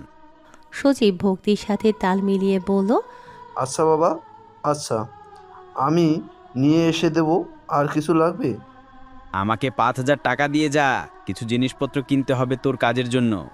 সজীব পকেট থেকে টাকা দিতে দিতে বলল, কাজ শুরু করার আগে শুধু চেয়ে যাচ্ছ, আর আমি দিয়েই যাচ্ছি। তুমি কি আসলে আমার কাজটা করে দিবে নাকি দেবে না? চেলা অসন্তুষ্ট হয়ে রুক্ষ ভাষায় বলল, তুই কি আমায় বিশ্বাস করছিস না? তাহলে সব ফেরত নিয়ে যা, দেখ তোর কি করে দেই মন্ত্র দিয়ে। সজীব ভয় পেয়ে গেল, হড়বড় করে বলল, না বাবা না, আমি আপনাকে বিশ্বাস করি। আপনার যা করার করুন, আমি অপেক্ষা করব। চেলা শান্ত করল নিজেকে। সজীবকে বলল, ঠিক আছে, তুই এখন যা, তাহলে আমি আমার কাজ করে দেওয়া শুরু করব। আচ্ছা বলে সজীব নিজের বাড়ির রাস্তা ধরল। আসন্ন মনোবাসনা সত্য হবে ভেবে মন পুলকিত হলো। অনু আজ সকাল সকাল ঘুমিয়ে পড়েছে। বিয়ের পর যেই কয়েকদিন প্রণয় বাসায় ছিল, এই সময়ে দুজনের পালায় পালায় করেই সময় চলে গিয়েছে। অথচ আজ যেন অনুর প্রণয়কেই মনে পড়ছে বারবার। কেন জানি মন ভাবতে চাচ্ছে এই সময়ে যদি প্রণয় বাসায় থাকতো তাহলে দুজনে এক সময়ে ঠিক কী করত। একটু আগেই প্রণয় কল করেছিল, ওর সাথে কথাবার্তা বলে ঘুমোতে বলেছে প্রণয়। অনুও বাধ্য মেয়ের মতো চুপটি করে স্বামীর কথায় ঘুমিয়ে পড়ল। প্রহেলিকা কয়েকবার এসে রাতের খাবার খেতে বলে গেল, অথচ অনুর ওঠার নাম নেই। প্রহেলিকাও আর ডাকলেন না। মেয়েটা প্রণয় চলে যাওয়ার পর থেকে এমনিতেই কেমন চুপ করে আছে। প্রহেলিকা একসময় নতুন বউ ছিলেন, তাই তিনি অনুর মন পড়ার ক্ষমতা রাখলেন। পরের দিন অয়ন এলো। প্রণয় নিজেই কল করে অয়নকে বলেছে অনুকে তাদের বাড়ি যেন নিয়ে যায় এসে। তাই অয়নও এসেছে বোনকে নিয়ে যেতে। অনু ভাইকে আসতে দেখে খুশি হয়ে দুপুরের খাবার খেয়ে ভাইয়ের বাড়ি চলে গেল। সজীব আর সুমি অবশ্য এতে খুশি হলো না খুব একটা, কেননা ওর পার্সোনাল পরিধানের কাপড়ের অংশ ও মাথার চুল সংগ্রহ করতে হবে। যদি অনুই না থাকে এখানে, তবে এসব কেমন করে সংগ্রহ করবে? প্রহেলিকা নিশ্চয়ই প্রণয়ের ঘরে কাউকে যেতে দেবে না। তোমার ভাই আমাকে একটুও ভালোবাসে না, বুঝলে ভাবি? বিয়ের আগে ওসব এমনি এমনি পাগলামো করে দেখিয়েছে যেন খুব সহজেই আমাকে পেয়ে যায়। যেই বিয়ে হলো আমাকে ফেলে একা একা চলে গেল। প্রিয়ন্তী ঘরের সামনে সিঁড়িতে বসে অনুর মাথায় বিলি কেটে উকুন দেখছিল। ননদের এই অভিমানী স্বরে তার কেন জানি হাসি পেল। প্রিয়ন্তী আড়ালে হাসলেও তবে মুখে বলল, কেন? তোর এমন কেন মনে হচ্ছে? অনু ঠোঁট ফুলিয়ে বলল, যাওয়ার সময় গদগদ করে বলে গেল সামনের সপ্তাহেই আসবো, অথচ 10 দিন হয়ে গিয়েছে, তার আসার নাম নেই। আর এই বিয়ের জন্য কয়েকদিন দোকানের হিসেবে বসতে পারিনি, তাই এমন চুপচাপ পড়েছে, চলে আসবে। অনু মেজাজ দেখিয়ে প্রিয়ন্তীর সামনে থেকে উঠে দাঁড়ালো, মাথায় লম্বা চুলে চিরুনি চালিয়ে বলল, জানতাম তুমি ভাইয়ের হয়েই কথা বলবে। আমি তো আর তোমার কেউ না, ভাই যে তোমার আপন। আমি কোথাকার ঝি? আহা, রাগ করছিস কেন? চলে আসবে প্রণয়। এইদিকে আয়, চুলে তেল লাগিয়ে দেই। অনু ঘরে যেতে যেতে বলল, আমার মাথায় লাগাতে হবে না, ভাই এলে ভাইয়ের মাথায় দিয়ে দিও। অনুর মেজাজ খারাপ দেখে প্রিয়ন্তী এবার একা একাই হেসে ফেলল শব্দ করে। ওর দেখা দেখি পাশে বসে খেলা করা প্রান্তিক ও হেসে দিল। অনুর মোবাইলে হোয়াটসঅ্যাপে প্রণয় কিছু ছবি পাঠিয়েছে। গলার চেনের ডিজাইন দেখে একটা পছন্দ করে দিতে বলেছে। অনু অভিমান করে আর সে বিষয় নিয়ে কথা বলেনি, মোবাইল কানে চেপে চুপ করে বসেছিল। প্রণয় একা একা বেশ কিছু সময় বকবক করে হেসে দিতেই অনু আচমকা কেঁদে উঠে ফোন বন্ধ করে ফেলল। প্রণয় ঘটনাটা বুঝে উঠতে পারেনি। মেজাতি বোঝা অবশ্যই সহজ নয়। তারও 3 দিন পর প্রণয় ফিরল। সেদিন সকালে গিয়েই অনুকে প্রহেলিকা নিয়ে আসলো। প্রথমে আসতে চাচ্ছিল না, অনু পরে ভাবির জোড়াজুড়িতে চলেই এলো। প্রণয়ের পছন্দের সব খাবার আজ অনু নিজের হাতেই রান্না করলো। অনু আসতেই সুমি এসে দেখা করে গেল। অনু ওকে বসতে দিয়ে নাস্তা এনে দিল, তবে সুমি কাজের বাহানায় না খেয়ে বের হয়ে এলো। প্রণয় এলো বিকেলের একটু আগে, দরজা খুলে দিল প্রহেলিকা। প্রণয় সালাম দিয়ে ভেতরে এলো, 2 হাত ভর্তি শপিং ব্যাগ সোফায় রেখে রুমে চলে এলো। অনু তখন ঘুমিয়ে পড়েছে। দুপুরের খাবার খেয়ে প্রণয় এসে ওর পাশে বসে এক ধ্যানে বেশ কিছু সময় দেখেই গেল অনুকে। অনুর ঘুম ছুটে যেতেই চোখের সামনে প্রণয়কে দেখে হুড়মুড়িয়ে উঠিয়ে বিছানায় বসলো, ঠোঁট ভিজিয়ে বলল, কখন এলেন? মাত্রই এসে তোকে দেখলাম। অনুর মনে পড়ে গেল সে প্রণয়ের সাথে অভিমান করেছিল, তাই এখন ওর সাথে খুব একটা কথা বলবে না অনু। দেখ চলে এসেছি তোর টানে, তুই যে আমায় খুব মিস করছিলি তাই। বলতে বলতে প্রণয় অনুর 2 হাত টেনে নিয়ে পাশে রাখা শপিং ব্যাগ থেকে কাচের চুড়ি বের করে নিয়ে 2 হাতের কবজিতে খুব যত্ন নিয়ে গলিয়ে দিল। অনুর মনটা আবারও নরম হলো, যেন ভালো লাগায় ওর ছোট্ট মনটা দুলে উঠল। প্রণয় তাকে এত কেন ভালোবাসে, এত কেন কেয়ার করে, যার উত্তর জানার নেই অনুর। অনু টেবিলে প্রণয়ের খাবার গুছিয়ে দিচ্ছিল আর বারবার চোখ বুলিয়ে 2 হাতে মেয়েলি কাজের চুড়ি দেখছিল, যা একটু আগেই প্রণয় ওকে নিজ হাতে পরিয়ে দিয়েছিল। শুধু তাই নয়, গলায় দিয়েছে সোনার একটা চেন, যার সামনে একটা লাভ লকেট। মেদিনীপুরে মেলা বসেছে, প্রণয় অনুকে নিয়ে যাবে সেখানে। প্রহেলিকার মাথার ভেতর নাকি যন্ত্রণা হচ্ছে, তাই সে যাবে না। আর এভাবেও ছেলে আর ছেলে বউয়ের সাথে তার মেলায় ঘুরতে যাওয়া শোভা পায় না। প্রণয় মায়ের জন্য কিছু মেডিসিন আনলো ডাক্তার দেখিয়ে। বিকেল হতেই অনুকে নিয়ে বের হলো সে। সুমিকে বলে গেল মায়ের যেন একটু দেখাশোনা করে এই সময়টুকু। বাসায় কেউ নেই, যদি প্রহেলিকার খারাপ লাগে বা অসুবিধে হয় তখন পাশে কেউ থাকলে সুবিধা হয়। সুমিও বলল সে খেয়াল রাখবে। প্রণয় অনু যেতেই সুমি চাচি শাশুড়ির কানের কাছে জপতে শুরু করলো সজীবের শিখিয়ে দেওয়া কথাগুলো। আপনি যদি কিছু মনে না করেন একটা কথা বলি আম্মা। প্রহেলিকা মৃদু হেসে বলল, কি মনে করব? কি বলবে তুমি, বলো। সুমি আরেকটু কাছাকাছি এসে বসে বলল, আপনাদের যদি এই ওষুধে কাজ না করে, আমি আপনাকে একজন কবিরাজের কাছে নিয়ে যাব। সে খুব ভালো চিকিৎসা করে এসব মাথার সমস্যার। আপনাকে দেখে ওষুধ দিয়ে দেবে। প্রহেলিকা একটু ভাবলো, তারপর বলল, আচ্ছা, সে না হয় দেখা যাবে। আগে প্রণয় যে এনে দিয়েছে এগুলো শেষ করি। সুমি আমোদিত গলায় বলল, আচ্ছা আম্মা, আপনি যখন যেতে চাইবেন আমায় বলবেন। এখন একটু ঘুমিয়ে নিন, ভালো লাগবে। প্রহেলিকা ঘুমোতেই সুমি সেই সুযোগে প্রণয়ের ঘরের দিকে গেল। সেখান থেকে অনুর ব্যবহৃত চিরুনি থেকে একটি চুলের অংশ পেল, এছাড়াও ওর একটা ওড়না তুলে নিল। সেগুলো নিয়ে দ্রুত সজীবের কাছে দিয়ে এলো। তারপর চলে গেছে 1 মাস। এই 1 মাসে অনেক কিছুই বদলেছে। প্রহেলিকার অসুস্থতা দিন দিন কেমন বেড়েই চলেছে। প্রণয় তাকে প্রতি সপ্তাহে শহরে নিয়ে গিয়ে ডাক্তার দেখাচ্ছে, তবে বিশেষ কোনো রোগ ধরা পড়ছে না। এক ডাক্তার বলেছে তার সাইনোসাইটিস নামক একটি সমস্যা হয়েছে। এটি সাইনাসের প্রদাহজনিত ব্যাধি, যা ঠান্ডা আর অ্যালার্জির কারণে হচ্ছে, আর এর ফলেই মাথায় তীব্র অসহনীয় ব্যথা উদ্ভব হচ্ছে আজকাল। চিকিৎসক প্রহেলিকাকে কিছু ঔষধ দিয়েছে, অ্যান্টিবায়োটিক ও ডিংস্ট্যান্ট, যাতে প্রহেলিকার সাইনাস খুলে যায়।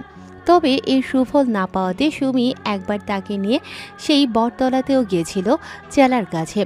সব ডক্টরই চিকিৎসা ভুয়া ব্যাখ্যা করে তিনি প্রহেলিকাকে জানিয়েছে এসব কোনো রোগঠোক নয়, এসব হলো জিন পরীদের অশুভ নজর। আর এই নজর পড়েছে ওর ঘরের সুন্দরী ছেলের বউয়ের উপর। প্রথমেই ছেলে বউকে নজর দিতে না পেরে তার উপর দিয়েছে, এরপর ছেলে বউয়ের দিকে নজর দিতে পারে। প্রহেলিকা গ্রামের সহজ সরল মেয়ে, ত্রান্তিকের এসব আজগুবি কথা অল্প অল্প বিশ্বাস করে নিল। এরকম তো হতেও পারে, কই প্রণয়ের বিয়ের আগে তো তার এরকম সমস্যা ছিল না, বিয়ের পরেই কেন এরকম সমস্যা হলো? চেলা তাকে একটি শিশি দিল, তার ভেতরে অল্প পরিমাণে পানি জাতীয় তরল পদার্থ।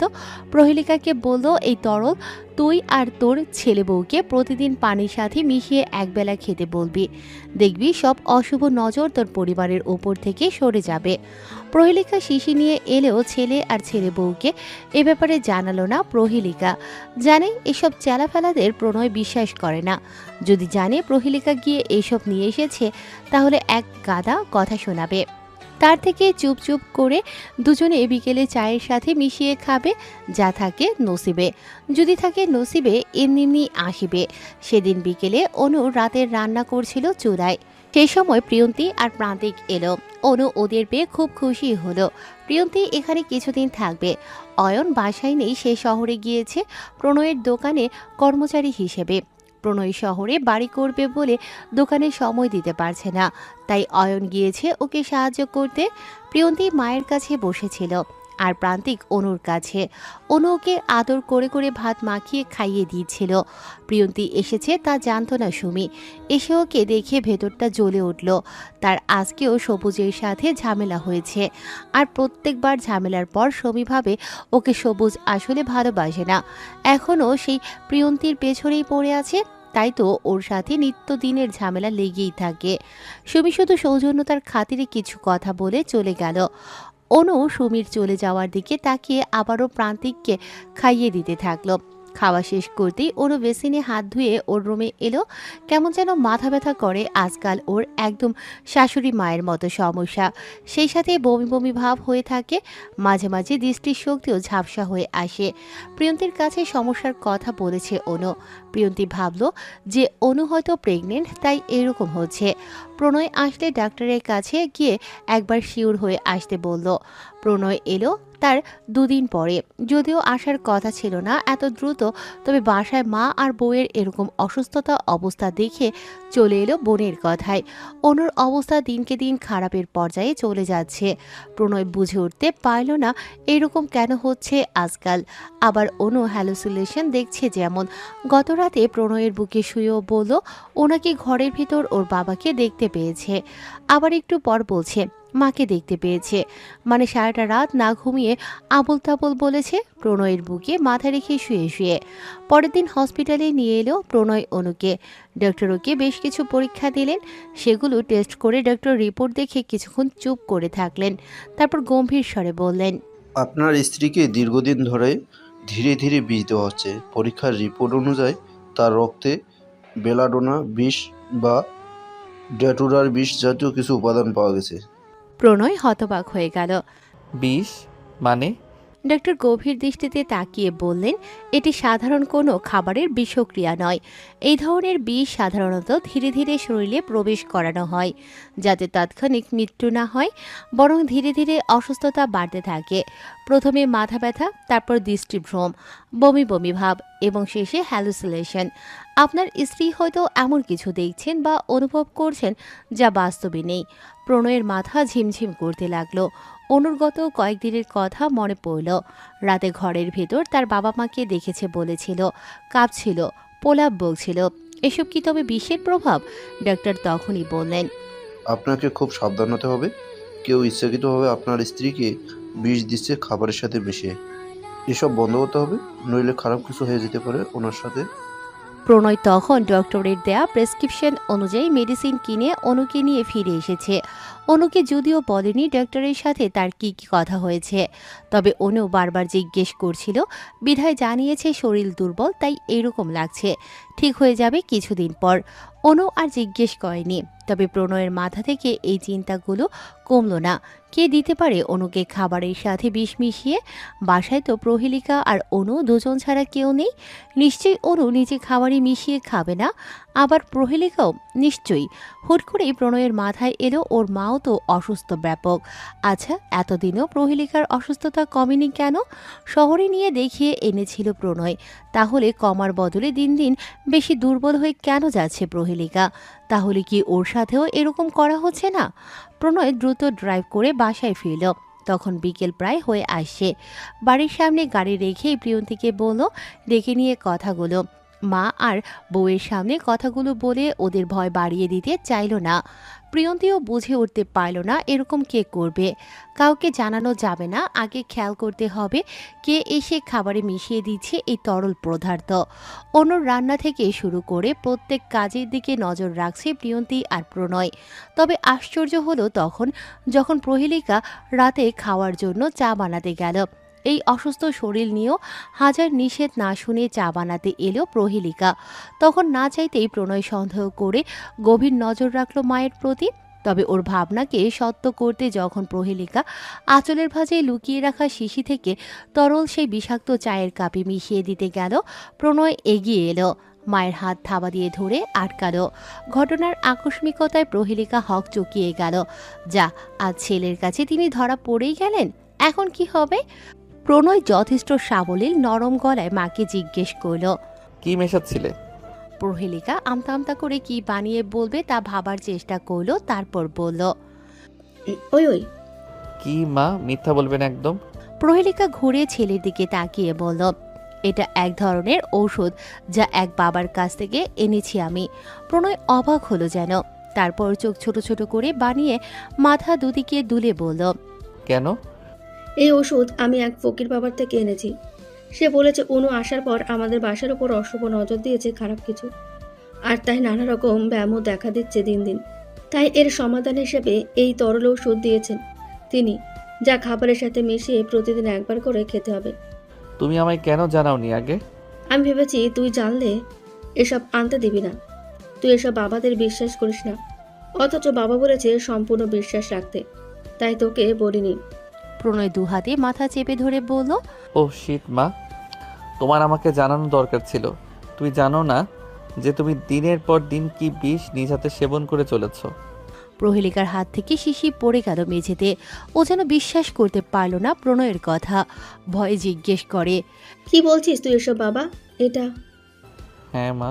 প্রিয়ন্তী এসে মায়ের উদ্দেশ্যে বলল, প্রণয় ঠিক বলেছে মা, তুমি দিনের পর দিন নিজেদের মৃত্যু নিজেরাই ডেকে আনছো। এই বিষের জন্যই আজ অনুর এই অবস্থা, আর এজন্যই তুমিও দিনের পর দিন আরও বেশি করে অসুস্থ হয়ে যাচ্ছ। তুমি কার থেকে এসব এনেছিলে? প্রহেলিকা সরল গলায় সব বলে দিল।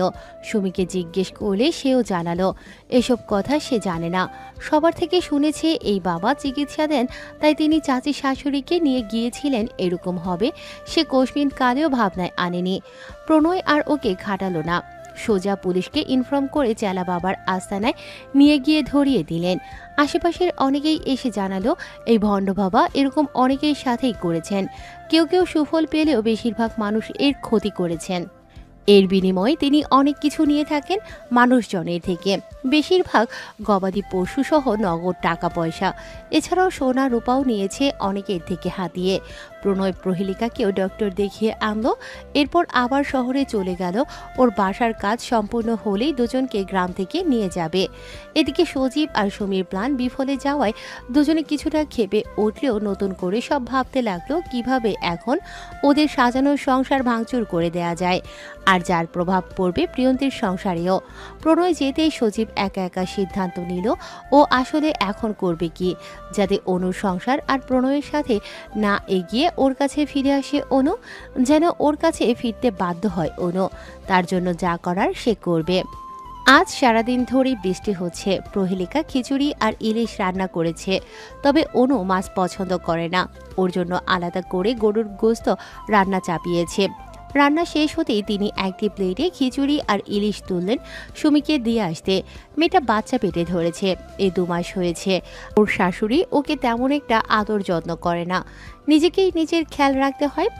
কখনের খাবার কখন খায় তার ঠিক নেই। প্রিয়ন্তী এখনও ভাইয়ের বাড়িতেই রয়ে গেছে। মায়ের থেকে প্লেট নিয়ে ছাতা মাথায় ধরে নিজেই দিয়ে আসতে গেল। প্রণয় কল করেছে অনুর ফোনে, ও বসে কথা বলছিল। প্রান্তিক প্রহেলিকার ঘরে বসে খেলছে। প্রণয় জানালো আর 1 মাস পরেই ওদেরকে গিয়ে নিয়ে আসবে। বাড়ির কাজ আর অল্প কিছু বাধা আছে। সেদিন যে প্রণয় চলে গেল, তারপর 1 মাস পার হয়ে গেছে। প্রিয়ন্তী এতদিনে চলে যেত, তবে প্রহেলিকা আর অনু একসাথে অসুস্থ ছিল বলে যেতে পারেনি। ওরা সুস্থ হতেই ছেলেকে নিয়ে চলে গেল। অনু বাড়ির সামনে খোলা উঠোনে কাঠ লাকড়ি রোদের তাপে শুকোতে দিচ্ছিল। সজীব সে সময় কোথাও থেকে বাড়ি ফিরছিল। উঠোনে কাজে ব্যস্ত, অনুর শাড়ি এলোমেলো ছিল। সেদিকেই বাজে দৃষ্টিতে চেয়ে রইল অনেকটা সময়, আর মনে মনে ছক করল একদিন অনুকে সে নিজের বিছানায় নেবেই। যখন অনু কাজ শেষ করে ভেতরের বাড়ি চলে গেল, তখন আড়াল থেকে সজীবও নিজের বাড়ি চলে গেল। সকাল সকাল অনু পুকুরে নেমেছে শাশুড়ি আর নিজের ব্যবহার করা জামাকাপড় ধুয়ে দিতে। প্রণয়দের ঘরের পেছনেই এই পুকুর, নিজেদের জমিতে। পুকুরের পানি পরিষ্কার বলে এই পানিতেই নেমেছে অনু। সেই সময় সুযোগ বুঝে চলে এলো সজীব। অনু সামনের দিকে তাকিয়ে কাজ করছিল বিধায় পেছনে সজীবকে খেয়াল করেনি। আচমকা কেউ ওকে ধাক্কা দিয়ে পানিতে ফেলতে নাক মুখ দিয়ে পানি ঢুকে গেল অবাধে। পা পিছলে যাওয়াতে পায়ে মারাত্মক ব্যথা অনুভব হলো। নিজেকে ধাতস্থ করতে সময় লাগলো। সাঁতার জানা থাকায় পানিতে ভেসে বাধাই করা সিঁড়ির শেষ ধাপে সজীবকে দেখে রাগ হলো। ভেজা শরীরে পানি থেকে উঠে আসায় প্রত্যেক অঙ্গের ভাঁজ স্পষ্ট দেখা যাচ্ছিল। আশ্চর্য, এভাবে পানি ফেলে দিলেন কেন? কি এমন করলাম বড় ভাইয়ের আদরের বউ যে এত রেগে উঠলে? দেবর হই, তোমার মাঝে মাঝে মজা নিতে আসতেই পারি। তারপর মাথাটা নামিয়ে অনুর কানের কাছে মুখ রেখে আস্তে ধীরে বলল, কি পারি না?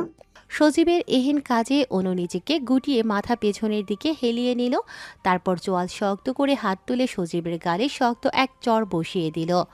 নজর ঠিক জায়গায় রাখবি বেয়াদব একটা। রেগে কথাগুলো বলে বালতি হাতে তুলে নিয়ে বাড়ির রাস্তা ধরল। আপনার বাড়ি ফেরার সময় হবে কবে? খুব তাড়াতাড়ি আসবো। কেন? আমাকে দেখি আজকাল অনেক মিস করছে কেউ।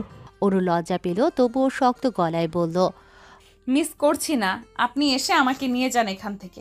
প্রণয় একটু কপাল জোড়ো করে রইল। অনু সচরাচর এখানে আসার কথা তুললে বলে আসবে না, আর আজ নিজে থেকে আসবে বলছে। কেন?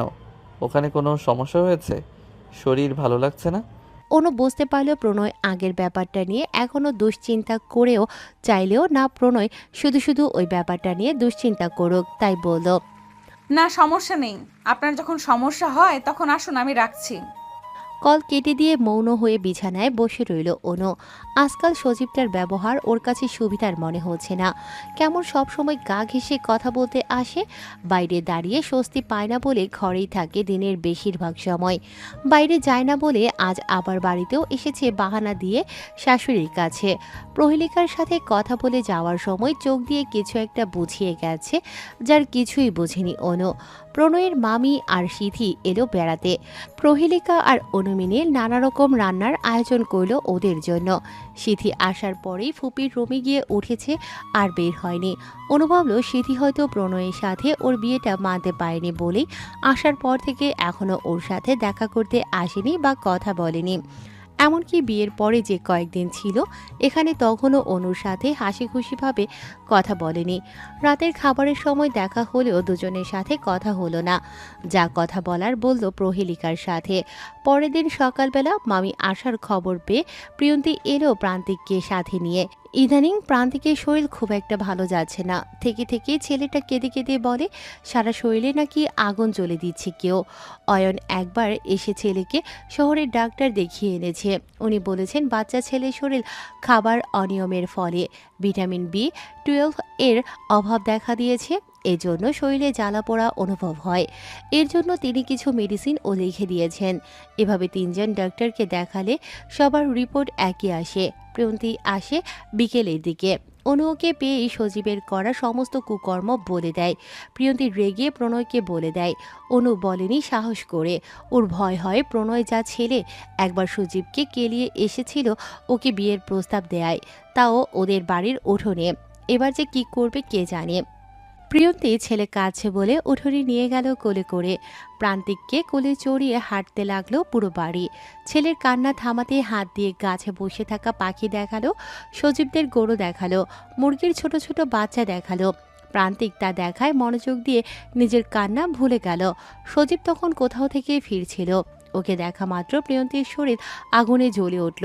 ইচ্ছে করলো এগিয়ে গিয়ে দু একটা প্রহার বসাতে, তবে প্রণয় বলেছে এ নিয়ে একটা কথাও না বলতে, যা করার ও নিজে এসে করবে। তাই প্রিয়ন্তী কিছুই বলল না, তবে ওকে দেখে সরে এসে পুকুরের দিকে গেল। ওদিকে ঘুরতে ঘুরতে পাড়ের উপরে লেবু গাছটার দিকে গেল, আর গিয়ে সেখানে অদ্ভুত কিছু আবিষ্কার করলো। লেবু গাছের নিচে একটা ছোট্ট গর্ত করা, 2 ফুট থেকে 3 ফুট গভীর। সেই গর্ততে অল্প পরিমাণে পানি দেওয়া, আর পানিতে দুটো শিং মাছ। সেই শিং মাছগুলোর পেট বরাবর সাদা সুতো দিয়ে একটা করে তাবিজ বেঁধে রাখা। প্রিয়ন্তী ভ্রু কুঁচকে চিন্তা ভাবনা করলো এসব এখানে কেন। ওর মনে পড়ে গেল এগুলো সাধারণত কোনো এক ধরনের কালা জাদুর জন্য ব্যবহার করা হয়। প্রিয়ন্তীর কপালের ভাঁজ আরও গভীর হলো। গর্তের পানির ভেতর ঢুকতেই থাকা শিং মাছগুলোর দিকে তাকিয়ে একটা অস্বস্তিকর অনুভব হলো তার। সাধারণত গ্রাম এলাকায় কিছু মানুষ বিশ্বাস করে কাউকে ক্ষতি করার জন্য বা অসুস্থ করে তোলার জন্য এ ধরনের তাবিজ বাঁধা মাছ মাটির নিচে পুঁতে রাখা হয়। তার মনে পড়ে গেল ছোটবেলায় দাদির কাছে এসব গল্প শুনেছিল। দাদি বলতো এইভাবে মাছকে কষ্ট দিয়ে মাটির নিচে রাখলে যার জন্য এই জাদু করা হয়েছে সে আস্তে আস্তে দুর্বল হয়ে পড়ে, অসুস্থ হয়ে যায়, এমনকি তার সংসারে অশান্তি লেগে থাকে। প্রিয়ন্তীর কাঁপতে থাকা হাত অজান্তেই ছেলের পিঠের উপর রেখে চমকে উঠল। কয়েকদিন ধরে প্রান্তিকের শরীর অসুস্থ, আবার ওর নিজেরও খুব একটা ভালো লাগে না, সংসারে মন বসে না। সবসময় মনে হয় অয়নের সংসার আর তার ভালো লাগছে না। তবে কি এগুলো? সে হঠাৎ চমকে উঠল। কারা এটা করেছে, কেন করেছে? প্রিয়ন্তী চারিপাশে তাকালো, আশেপাশে কেউ নেই। দ্রুত গর্তের কাছে বসে সে তাবিজ বাঁধা মাছগুলো তুলে আনলো। তারপর একটা পাথর খুঁজে নিয়ে শক্ত হাতে আঘাত করলো তাবিজগুলোর উপর। তারপর এক মুহূর্ত দেরি না করে ছুটে গেল প্রহেলিকার কাছে। এই বিষয়টা তাকে জানানো দরকার। প্রহেলিকা তখন ভাই বউয়ের সাথে বসে গল্প করছিল। প্রিয়ন্তী এসে অনুর রুমে গেল। অনু বিছানায় বসেছিল। প্রিয়ন্তীকে হন্তদন্ত হয়ে ঘরে আসতে দেখে উঠে বসে জিজ্ঞেস করলো, কি হয়েছে ভাবি, ওরকম করছো কেন? প্রান্তিকের আবার পেট ব্যথা করছে? প্রিয়ন্তীর কাঁধে তখন প্রান্তিক ঘুমিয়ে গেছে। ও অনুর বিছানায় প্রান্তিককে শুইয়ে দিল, তারপর বলল, অনুরে, আমার মনে হয় কেউ আমাদের ক্ষতি করার চেষ্টা করছে। অনু প্রিয়ন্তীর কথা শুনে ভাবনায় নিমজ্জিত হলো। কেউ কেন ওদের ক্ষতি করার চেষ্টা করবে? ও আশঙ্কায় বুক কেঁপে উঠল। তারপর বলল, কেন তোমার এরকম মনে হয় ভাবি? প্রিয়ন্তী তাবিজগুলো ওর সামনে রাখলো, তারপর বলল ওখানেই ও কি দেখেছে। অনু এসবে বিশ্বাস না করলেও বেশ ভয় পেল, তবে ভেবে পেল না কে এরকম করতে পারে। প্রহেলিকাকে প্রিয়ন্তী উঠিয়ে আনলো মামির সামনে থেকে, ওনাকে সব দেখাতে বলল। যেহেতু চেলা বাবা এখন জেলে, তাই কে করেছে সব বলা যাচ্ছে না। আমরা না হয় কাল ফকির পাড়ায় যাব, ওখানে এক হুজুর আছে যিনি সব বিষয়ে ভালো জানেন, ওনার থেকে সব শুনে আসবো। আমার খুব ভয় হচ্ছে মা। ভাবিস না। পরের দিন প্রণয় হুট করেই চলে এলো। আসলে প্রিয়ন্তীর মুখ থেকে কাল ওসব কথা শোনার পর থেকে মেজাজ গরম হয়ে আছে। সেই সাথে অনুর উপর ক্ষোভ ও জমিয়ে রেখেছে। কেন অনু আগেই ওকে বলল না, জানালো না যে সজীব ওর সাথে নোংরা ব্যবহার করার চেষ্টা করেছে। যদি প্রিয়ন্তীকেও না বলতো তাহলে সজীব আরও সাহস পেয়ে খারাপ কিছু করতে পারত না। সিথি প্রণয়কে দেখে খুশি হলো, ওর সাথে কথা বলার চেষ্টা করলো, কিন্তু প্রণয় ওকে সময় দিল না। ওকে দেখে খুবই ব্যস্ত মনে হলো। প্রণয় আসতেই অনু সামনে এলো, ওকে ঠান্ডা পানির গ্লাস এগিয়ে দিল, তবে প্রণয় তা নিল না। এমনকি অনুর সাথে কথাও বলল না রাগ দেখিয়ে। অনু এবার না পেরে প্রণয়কে জিজ্ঞেস করলো, কি করেছি? কথা কেন বলছেন না? কি কথা বলবেন না আমার সাথে? প্রণয় এবারে চুপ করে বসে রইল, কিছুই বলল না। অনু সোফার পাশে বসে বলল, কি কথা বলবেন না আমার সাথে? প্রণয় উঠে বাইরে গেল। ফিরল কিছু সময় পর। অনু তখন বিছানার উপর হয়ে শুয়ে আছে, ওর পিঠ কাঁপছে। প্রণয় নিশ্চিত হলো ও কাঁদছে শুয়ে শুয়ে। আশ্চর্য এই মেয়ে জাতি, সামান্য অল্প একটা বিষয় নিয়ে এরকম করার কি মানে আছে? প্রণয় কাছে গিয়ে বলল, সজীবের বিষয় নিয়ে আমাকে আগে কেন বলিসনি? আমাকে তোর বলার প্রয়োজন মনে করলি না কেন? যদি খারাপ কিছু হয়ে যেত তখন এর ড্রাইভার কে নিত? অনু শোয়া থেকে উঠে বিছানায় বসে ফোপাতে ফোপাতে বলল, আমি ভেবেছিলাম আপনাকে জানালে আপনি সামান্য ব্যাপারটা নিয়ে অহেতুক ঝামেলা সৃষ্টি করবেন, তাই ভয়েই বলিনি। আশ্চর্য। আমার ভুল হয়ে গেছে প্রণয়। এবার থেকে আর আপনার থেকে কিছুই লুকাবো না। এইবারের মতো আমার সাথে কথা বলুন। মনে থাকবে? প্রণয়ের রাগি রাগি চোখের দিকে চোখ রেখে বলল, মনে থাকবে। আপু আর মা কোথায়? মায়ের সাথে সকালবেলা কোথায় যেন গেছে। বাসায় শুধু মামি আর সিথি আছে। আচ্ছা, প্রান্তিককে নিয়ে গেছে? হ্যাঁ। তারপর অনু গতকালের বিষয়টা প্রণয়কে বলল। প্রণয় বলল, আমাকে না জানিয়ে গেছে কেন? কারণ আপনি এসব অলৌকিক শক্তিতে বিশ্বাস করেন না। জানালে আপনি কখনোই আজকে মা আর ভাবিকে ওখানে যেতে দিতেন না। প্রণয় বিরক্ত হলেও মা আর বোনের প্রতি। এসব এই যুগে এসে কেউ বিশ্বাস করে? এর আগে কি চেলার ওই মিথ্যে কর্মকাণ্ড দেখেনি? প্রণয় নিজেই তো ধরিয়ে দিল বেড়াকে। তাও প্রিয়ন্তী আর প্রহেলিকা সেই হুজুরের সামনে সব রাখল। তিনি এসব দেখে বললেন, এই কাজ ইসলামের সম্পূর্ণ হারাম এবং শিরক। শয়তান মানুষকে বিভ্রান্ত করার জন্য এসব কাজে লিপ্ত করে। প্রিয়ন্তী উদ্গ্রীব হয়ে জিজ্ঞেস করল, কিন্তু হুজুর, কেউ যদি সত্যি এসব দিয়ে ক্ষতি করতে চায় তাহলে কি আমরা বিপদে পড়ব? হুজুর মৃদু হেসে বললেন, বিপদ আবাদ সব আল্লাহর ইচ্ছার উপর নির্ভর করে। আল্লাহ ছাড়া কোনো কিছুই কারো ক্ষতি করতে পারে না। কোরআনে এসেছে, তারা কারো কোনো ক্ষতি করতে পারে না যতক্ষণ না আল্লাহ অনুমতি দেন। আমাদের সূরা ফালাক, সূরা নাস, আয়াতুল কুরসি নিয়মিত পড়তে হবে। রাসূল সাল্লাল্লাহু আলাইহি সাল্লাম বলেছেন, যে ব্যক্তি সকাল বিকাল 3 বার এই দোয়া পড়বে তাকে কোনো ক্ষতি স্পর্শ করবে না। প্রহেলিকা চিন্তিত গলায় বলল, তাহলে যারা ফকির তান্ত্রিকদের কাছে যায়? হুজুর গভীরভাবে তাকিয়ে বললেন, রাসূল সাল্লাল্লাহু আলাইহি সাল্লাম বলেছেন, যে ব্যক্তি জাদুকরের কাছে যায় এবং তার কথা সত্য মনে করে, সে মুহাম্মদ সাল্লাল্লাহু আলাইহি সাল্লামের ওপর অবতীর্ণ ধর্মের সাথে কুফরি করল। প্রিয়ন্তী আতঙ্কিত হয়ে বলল, তাহলে এসব তাবিজ কি করব? হুজুর বললেন, এসব ধ্বংস করে দাও, তবে আল্লাহর ওপর ভরসা রাখো। মানুষের ক্ষতি করার ক্ষমতা শুধু আল্লাহর হাতেই।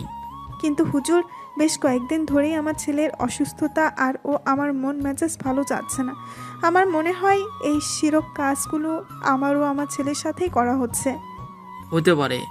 আমি দেখেছি এই তাবিজের ভিতরে কাগজে কার কার নাম লেখা আছে। হুজুর তাবিজগুলো খুলল। তার ভেতর থেকে মোটা কাগজ বের করে দেখে নিয়ে বললেন, এগুলো জাফরান কালি দিয়ে লেখা আছে। দেখে বোঝা যাচ্ছে এগুলো প্রাচীন ভাষা দিয়ে লেখা আছে।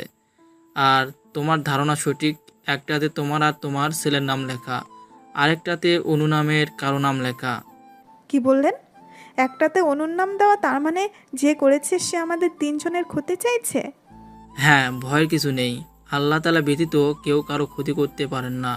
কালো জাদু ও মন্ত্র তন্ত্র ইসলামের কঠোরভাবে নিষিদ্ধ এবং এটি শয়তানি কাজ হিসেবে গণ্য করা হয়। যারা এই কাজে লিপ্ত হয় তারা আল্লাহর নির্দেশের বিরোধিতা করে এবং শয়তানের অনুসারী হয়। এর প্রভাব থেকে মুক্ত থাকতে চাইলে সূরা ফালাক ও সূরা নাস প্রতিদিন সকালে ও রাতে 3 বার করে পড়বে। আয়াতুল কুরসি পড়লে শয়তান প্রভাব থেকে রক্ষা পাওয়া যায়। সকল কাজের শুরুতে বিসমিল্লাহ বলুন। যে কোনো কাজের শুরুতে, এতে জাদুর প্রভাব কমে যায়। যারা এসব জাদুকর ও তান্ত্রিক তাবিজওয়ালাদের বিশ্বাস করে তাদের থেকে দূরে থাকুন। বিশুদ্ধ আকীদা বজায় রাখুন এবং শুধু আল্লাহর উপর ভরসা করুন। সবচেয়ে বড় কথা, কোনো প্রকার জাদুতে বিশ্বাস করা, তাবিজ কবজ করা বা মন্ত্রতন্ত্রের সাহায্য নেওয়া শিরক, যা ইসলামের সম্পূর্ণ হারাম। প্রহেলিকা মেয়েকে শান্ত হতে বলে হুজুরকে বললেন, আমরা বুঝবো কিভাবে কে আমাদের ক্ষতি করার চেষ্টা করেছে? সে কে তা আমি জানি না। আমি শুধু এর প্রভাব থেকে মুক্ত থাকার যুক্তি দিতে পারি। আর হ্যাঁ, যে ক্ষতি করতে চাচ্ছে সে হয়তো তোমাদের নিকট আত্মীয়, যে তোমাদের ভালো চাচ্ছে না। যে ওপরে ওপরে তোমাদের সাথে তোষামত করে চললেও আসলে সে তোমাদের ক্ষতি করার চেষ্টায় মুখিয়ে থাকে। তোমরা সাবধানে থেকো আর খেয়াল রাখবে কে এসব করতে পারে। কোনো না কোনোভাবে বুঝে যাবে যদি সকলের উপরে নজর রাখো। জি হুজুর, এখন তাহলে আমরা আসছি। আচ্ছা। প্রিয়ন্তী আর প্রহেলিকা যখন হুজুরের সাথে দেখা করে বাড়ি ফিরল তখন বাড়ির উঠোনে পা রেখেই চমকে উঠল বিভৎস দৃশ্য দেখে। সজীবকে কাঁঠাল গাছের সাথে দড়ি দিয়ে পেঁচিয়ে বেঁধে প্রণয় আজ দ্বিতীয়বারের মতো বেধড়ক মারধর করছে। অনু বারান্দায় দাঁড়িয়ে ভীত চোখে ওদিকেই চেয়ে রয়েছে। অনুর পাশে সিথি আর ওর মা দাঁড়িয়ে দাঁড়িয়ে দেখছে প্রণয়কে থামাতে চেষ্টা করছে। সবুজ আর ওর বাবা মিলে তা পারছে না। সুমি ও পেট নিয়ে এগিয়ে আসতে পারছে না, ওর শাশুড়ি এখন বাড়ি নেই। আশেপাশের মানুষ এসে সবাই মিলে প্রণয়কে আটকালো। প্রহেলিকা আর প্রিয়ন্তী এসে ছেলেকে বুঝিয়ে নিজেদের কাছে টেনে রাখলো। এত সময়ের আশেপাশের সবাই জেনে গেছে সজীব অনুর সাথে খারাপ আচরণ করেছে, সেই জন্য তো কেউ এগিয়ে আসতে চাচ্ছিল না প্রথমে। তবে প্রণয়কে ভয়ঙ্কর হয়ে উঠতে দেখে থামিয়েছে, নইলে সজীব আজ শেষ হয়ে যেত। সবাই সজীবকে বাজে ছেলের আখ্যা দিয়ে নানা রকম ইতিবাচক কথা শোনালো। যারা এতদিন সজীবকে ভালো ছেলে হিসেবে জানতো তারাও কথা শোনালো। প্রণয়কে ক্ষিপ্ত দেখে সিথি ওর মায়ের কানের কাছে গিয়ে বলল, আম্মু, অনুর সাথে সামান্য টিচ করে সজীবকে কি করলো দেখলে? আর আমাদেরকে ছাড়বে? চলো চলে যাই এখান থেকে। যদি কিছু জানাজানি হয় তবে ওই সুমি ফাঁসবে। এখানে যদি আরও থাকি না তবে দেখবি অনুর জন্য আমরা। সিথির মা মুখ ঝামটে বলল, তুই থামবি? এরকম কিছুই হবে না। তোর ফুপু এসেছে, আমাদের না বলে শপিং করে ফিরবে। কই শপিং? খালি হাতে কেন এসেছে? সিথি মায়ের কথায় বিরক্ত হয়ে বলল, জানি না আম্মু, তুমি বাড়ি যাবে কি যাবে না। ভয় পাচ্ছিস কেন? আমি আছি না। দেখবি অনুর এবার একটা হেস্তনেস্ত করেই যাব বাসায়। তুমি থাকো তবে, আমি আজই চলে যাব। বাবা, কি ভয়ঙ্কর হয়ে ওঠে প্রণয় তার বউয়ের জন্য। আমার ওর বউ হওয়ার দরকার নেই। এমনিতেই হাজার প্রণয় আমার পেছনে লাইন ধরে আছে। হুজুর কি বলেছে? কে করেছে এসব? উনি নাম বললেন না, তবে জানালেন কাছের কেউ হতে পারে। ওসব বাদ দে প্রণয়, আমি সব শুনেছি। এসবে আর ভয় নেই। আল্লাহ না চাইলে কেউ আমাদের ক্ষতি করতে পারবে না। তুই শান্ত হ আগে। আমি না আসার আগেই তুই সজীবকে মারলি কেন? প্রণয় চেয়ার ছেড়ে রুমে যেতে যেতে বলল, ওর একটা বিহিত করতেই সকাল সকাল ছুটে গ্রামে এসেছি। ওকে না মারা পর্যন্ত স্বস্তি পাচ্ছিলাম না। প্রিয়ন্তী একটু রাগ দেখিয়ে বলল, এখন পাচ্ছিস? বিকেলের শেষ ভাগ, একটু আগে আসরের নামাজ পড়েছে অনু। প্রণয় তখনও বিছানায় উবুর হয়ে ঘুমে আচ্ছন্ন। সিথি ওর মাকে নিয়ে একটু আগেই নিজেদের বাসায় চলে যাওয়ার জন্য বের হয়েছে। যাওয়ার সময় অবশ্য তারা প্রণয়ের সাথে দেখা করে গেছে। সেই সময় প্রণয় একবার উঠেছিল, পরপর খাবার খেয়ে আবার ঘুমিয়েছে। প্রহেলিকা মেয়েকে নিয়ে রান্না শেষ করল। অনু এসে সন্ধ্যায় প্রণয়কে ডেকে তুলল। ভোর সন্ধ্যায় বিছানায় ঘুমানো ভালো না। প্রণয় উঠে ফ্রেশ হয়ে বাইরে আসতে দেখল আশেপাশের অনেক মানুষজনই সজীবকে দেখতে আসছে ওদের বাসায়। সজীবের বাবা নিজেদের বাড়ির ভেতর থেকে চিল্লাপাল্লা করছে। কোনো কথাবার্তা ছাড়াই তার ছেলেকে প্রণয় মেরেছে এভাবে। এর আগেও একবার পিটিয়েছে প্রণয়, সেবার তিনি বিশেষ কিছু বলেন নাই। যেখানে তার নিজের ছেলের দোষ মাত্র ছিল না, কি করেছিল সজীব? শুধু অনুকে বিয়ে করবে বলে বিয়ের প্রস্তাব নিয়ে গিয়েছিল। আজ আবার তাও ওই মেয়ের জন্যই। প্রণয় নিজেদের বাড়ির সামনে দাঁড়িয়ে চাচার প্রলাপ শুনল। ওর চাচি কাছে ছেলের এই অবস্থা দেখে। প্রহেলিকা একবার যেতে চাইল সজীবকে দেখতে, তবে প্রিয়ন্তী যেতে দিল না। এখন চাচা চাচির মনের অবস্থা ভালো না। প্রহেলিকা গেলে ওরা সহ্য করবে না, উল্টো আরেক ঝামেলা বাঁধিয়ে দেবে। তার থেকে ও বাড়ি এই সামনে না যাওয়াই ভালো। অনুও বারবার ঢোক গিলছে সজীবের জন্য চাচা চাচির আহাজারির শব্দে। সব ওর জন্যই হয়েছে মূলত। ইস, প্রণয় রাগী মানুষটা কী সব হাল করেছে সজীবের। অনু ভয়ে ভয়ে সজীবের পেছনে গিয়ে দাঁড়িয়ে থাকলো। প্রণয় সামনের দিকে চেয়েও ওর উপস্থিতি টের পেল, বলল, কি ভাবছিস তুই? ভয় পাচ্ছিস কেন? চাচা চাচি ঝামেলা করবে এবার। কার সাথে করবে? আপনার সাথে। আমি ওদের ভয় পাই? ওদের ডরাই? অনু সাহস জুগিয়ে বলল, মায়ের সাথে যদি এই নিয়ে ঝামেলা করে, আপনি তো সেই আমাদের রেখেই যাবেন। তখন কি করব আমরা? ও যদি আবারও খারাপ কিছু করার চেষ্টা করে তখন কি করব আমরা? আমি তোদের রেখে যাব কে বলেছে? আমি আর তোদের এখানে রেখে যাব না, সাথে করে নিয়ে যাব। ওই কালো মনের মানুষের আশেপাশেও রাখবো না তোকে আমি। আর মা? নিয়ে যাব। এখানে মা একা সুস্থ থাকবে না অনু। কেউ বারবার আমাদের সংসারে ঝামেলা করার চেষ্টা করছে, বারবার নানা রকম পন্থা অবলম্বন করতে চাচ্ছে। মা যাবে কি আমাদের সাথে? যাবে। আপুকেও নিয়ে যাব আমি। তোর ভাইকে আমার ওখানেই কাজ দিয়েছি। এই গ্রামে থাকার দরকার নেই কারো, মাঝে মাঝে ঘুরতে আসবো এখানে। আমি আর কোনো ঝামেলা চাচ্ছি না, অনেক হলো বিয়ের পর থেকে। প্রণয় ঘরে চলে গেল। অনু যাবে সেই সময় সুমি বের হলো ও ননদকে সাথে নিয়ে। ভাইয়ের খবর শুনে সাথে সাথেই চলে এসেছে সজীবের বোন। অনুকে দেখেই মুখ ঝামটা মেরে ঘরে চলে গেল। অনু ঢোক গিলে প্রণয়ের পিছু ভেতরে চলে গেল। পরের দিন সকালবেলা প্রিয়ন্তী গেল পুকুরের দিকটায়, গিয়ে দেখলো সুমি সেখানে আগে থেকেই এসেছে, লেবু গাছের নিচে কিছু খুঁজছে। ও ঠিক সেই গর্তের কাছেই বসে চারপাশে হাতড়ে দেখছে কিছু একটা। প্রিয়ন্তী বিচক্ষণ মেয়ে, সাথে সাথে পেছনে দাঁড়িয়ে বলল, মাছগুলো পাচ্ছিস না? সুমি হঠাৎ প্রিয়ন্তীর কথা শুনে চমকে গেল। ভয়ে গলা কাঠ হয়ে শুকিয়ে এলো। এখন কি বলবে ও? শেষমেশ এভাবেই ধরা পড়ে গেল। প্রিয়ন্তী হেলে ওর হাত ধরে টেনে দাঁড় করালো, ক্ষিপ্ত গলায় বলল, এতদিন তুই সব করেছিস না? আমার মাকে ভুলভাল বুঝিয়ে চালার কাছে গিয়ে গেলি, সেখান থেকে বিষাক্ত মেডিসিন এনে দিলি, এখন আবার কুফরি কাজে সামিল হচ্ছিস, তাই না? কি জন্য এত হিংসে করছিস? সুমি কিছুই বলল না, শুধু প্রিয়ন্তীর হাতের মুঠো থেকে নিজের হাত ছাড়িয়ে নেয়ার চেষ্টা করে ব্যর্থ হলো। প্রিয়ন্তী আচমকা সুমির গালে প্রকাণ্ড এক থাপ্পড় বসিয়ে দিল। সুমি আহত চোখে চেয়ে রইল। তারপর প্রিয়ন্তী ওকে সময় না দিয়ে টেনে টেনে বাড়ির সামনের দিকটায় নিয়ে এলো। ছুঁড়ে ফেলে দিল হাত ওর চাচার উঠোনে এনে। ততক্ষণে সবুজ আর ওর মা এসেছে সেখানে। প্রণয় আর অনুও ভেতর থেকে আসলো। প্রিয়ন্তী ভীষণ খেপেছে বলে ভয় পেল সুমি। ও এমনিতেই প্রেগনেন্ট, তার উপর এই পরিস্থিতি ওর জন্য সঠিক না, তাই হাঁপিয়ে উঠল হাতের ব্যথায়। প্রিয়ন্তী শক্ত করে চেপে ধরেছিল কি না। বল, তুই কি কি করেছিস? কার সাথে মিশে করেছিস? যদি একটাও মিথ্যা বলেছিস, শেষ করে দিব তোকে আমি। সুমি ভয় পেয়ে স্বামী আর শাশুড়ির দিকে বারবার চাইল। সবুজটাও আর মুখের দিকে জবাবের আশায় চেয়ে রয়েছে কেমন করে। কি করেছে সুমি? শাশুড়ির কথায় সুমি কেঁদে উঠল। ও ভয় পেয়ে গেল সকালে সজীবের অবস্থা মনে করে। প্রণয় আর প্রিয়ন্তী দুজনে এইরকম শুনেছে, রাগ উঠে গেলে এদের মাথা ঠিক কাজ করে না। সুমি ফোপাতে শুরু করলো। ও জানে এখনও যত মিথ্যেই বলুক না কেন প্রিয়ন্তী সত্যিটা বের করবেই। শুধু মিথ্যে বললে পরিস্থিতি আরও ভয়াবহ আকার ধারণ করবে। আমি কিছু করিনি। আমি বলবো, সবুজ ভাই তোমার বউকে সামলাও। সে নানাভাবে খারাপ করতে চাইছে আমাদের সংসারের, যার প্রত্যেকটা প্রমাণ আমার কাছে আছে। তুমি তোমার বউকে বলতে বলো কেন ও এরকম হিংসে করছে আমাদেরকে। সবুজ সুমির পাশে বসে জিজ্ঞেস করাতে সুমি কেঁদে কেঁদে নিজের হিংসের কারণ বলতেই সবুজ ক্ষেপে উঠল। এতগুলো দিন সংসার করার পরেও সুমির এরকম চিন্তা ধারণা কেন? প্রণয় আবারও ক্ষেপে উঠে সজীবকে মারতে চায়। ওর সাহস কি করে হয় এসব সুমির সাথে মিশে করার?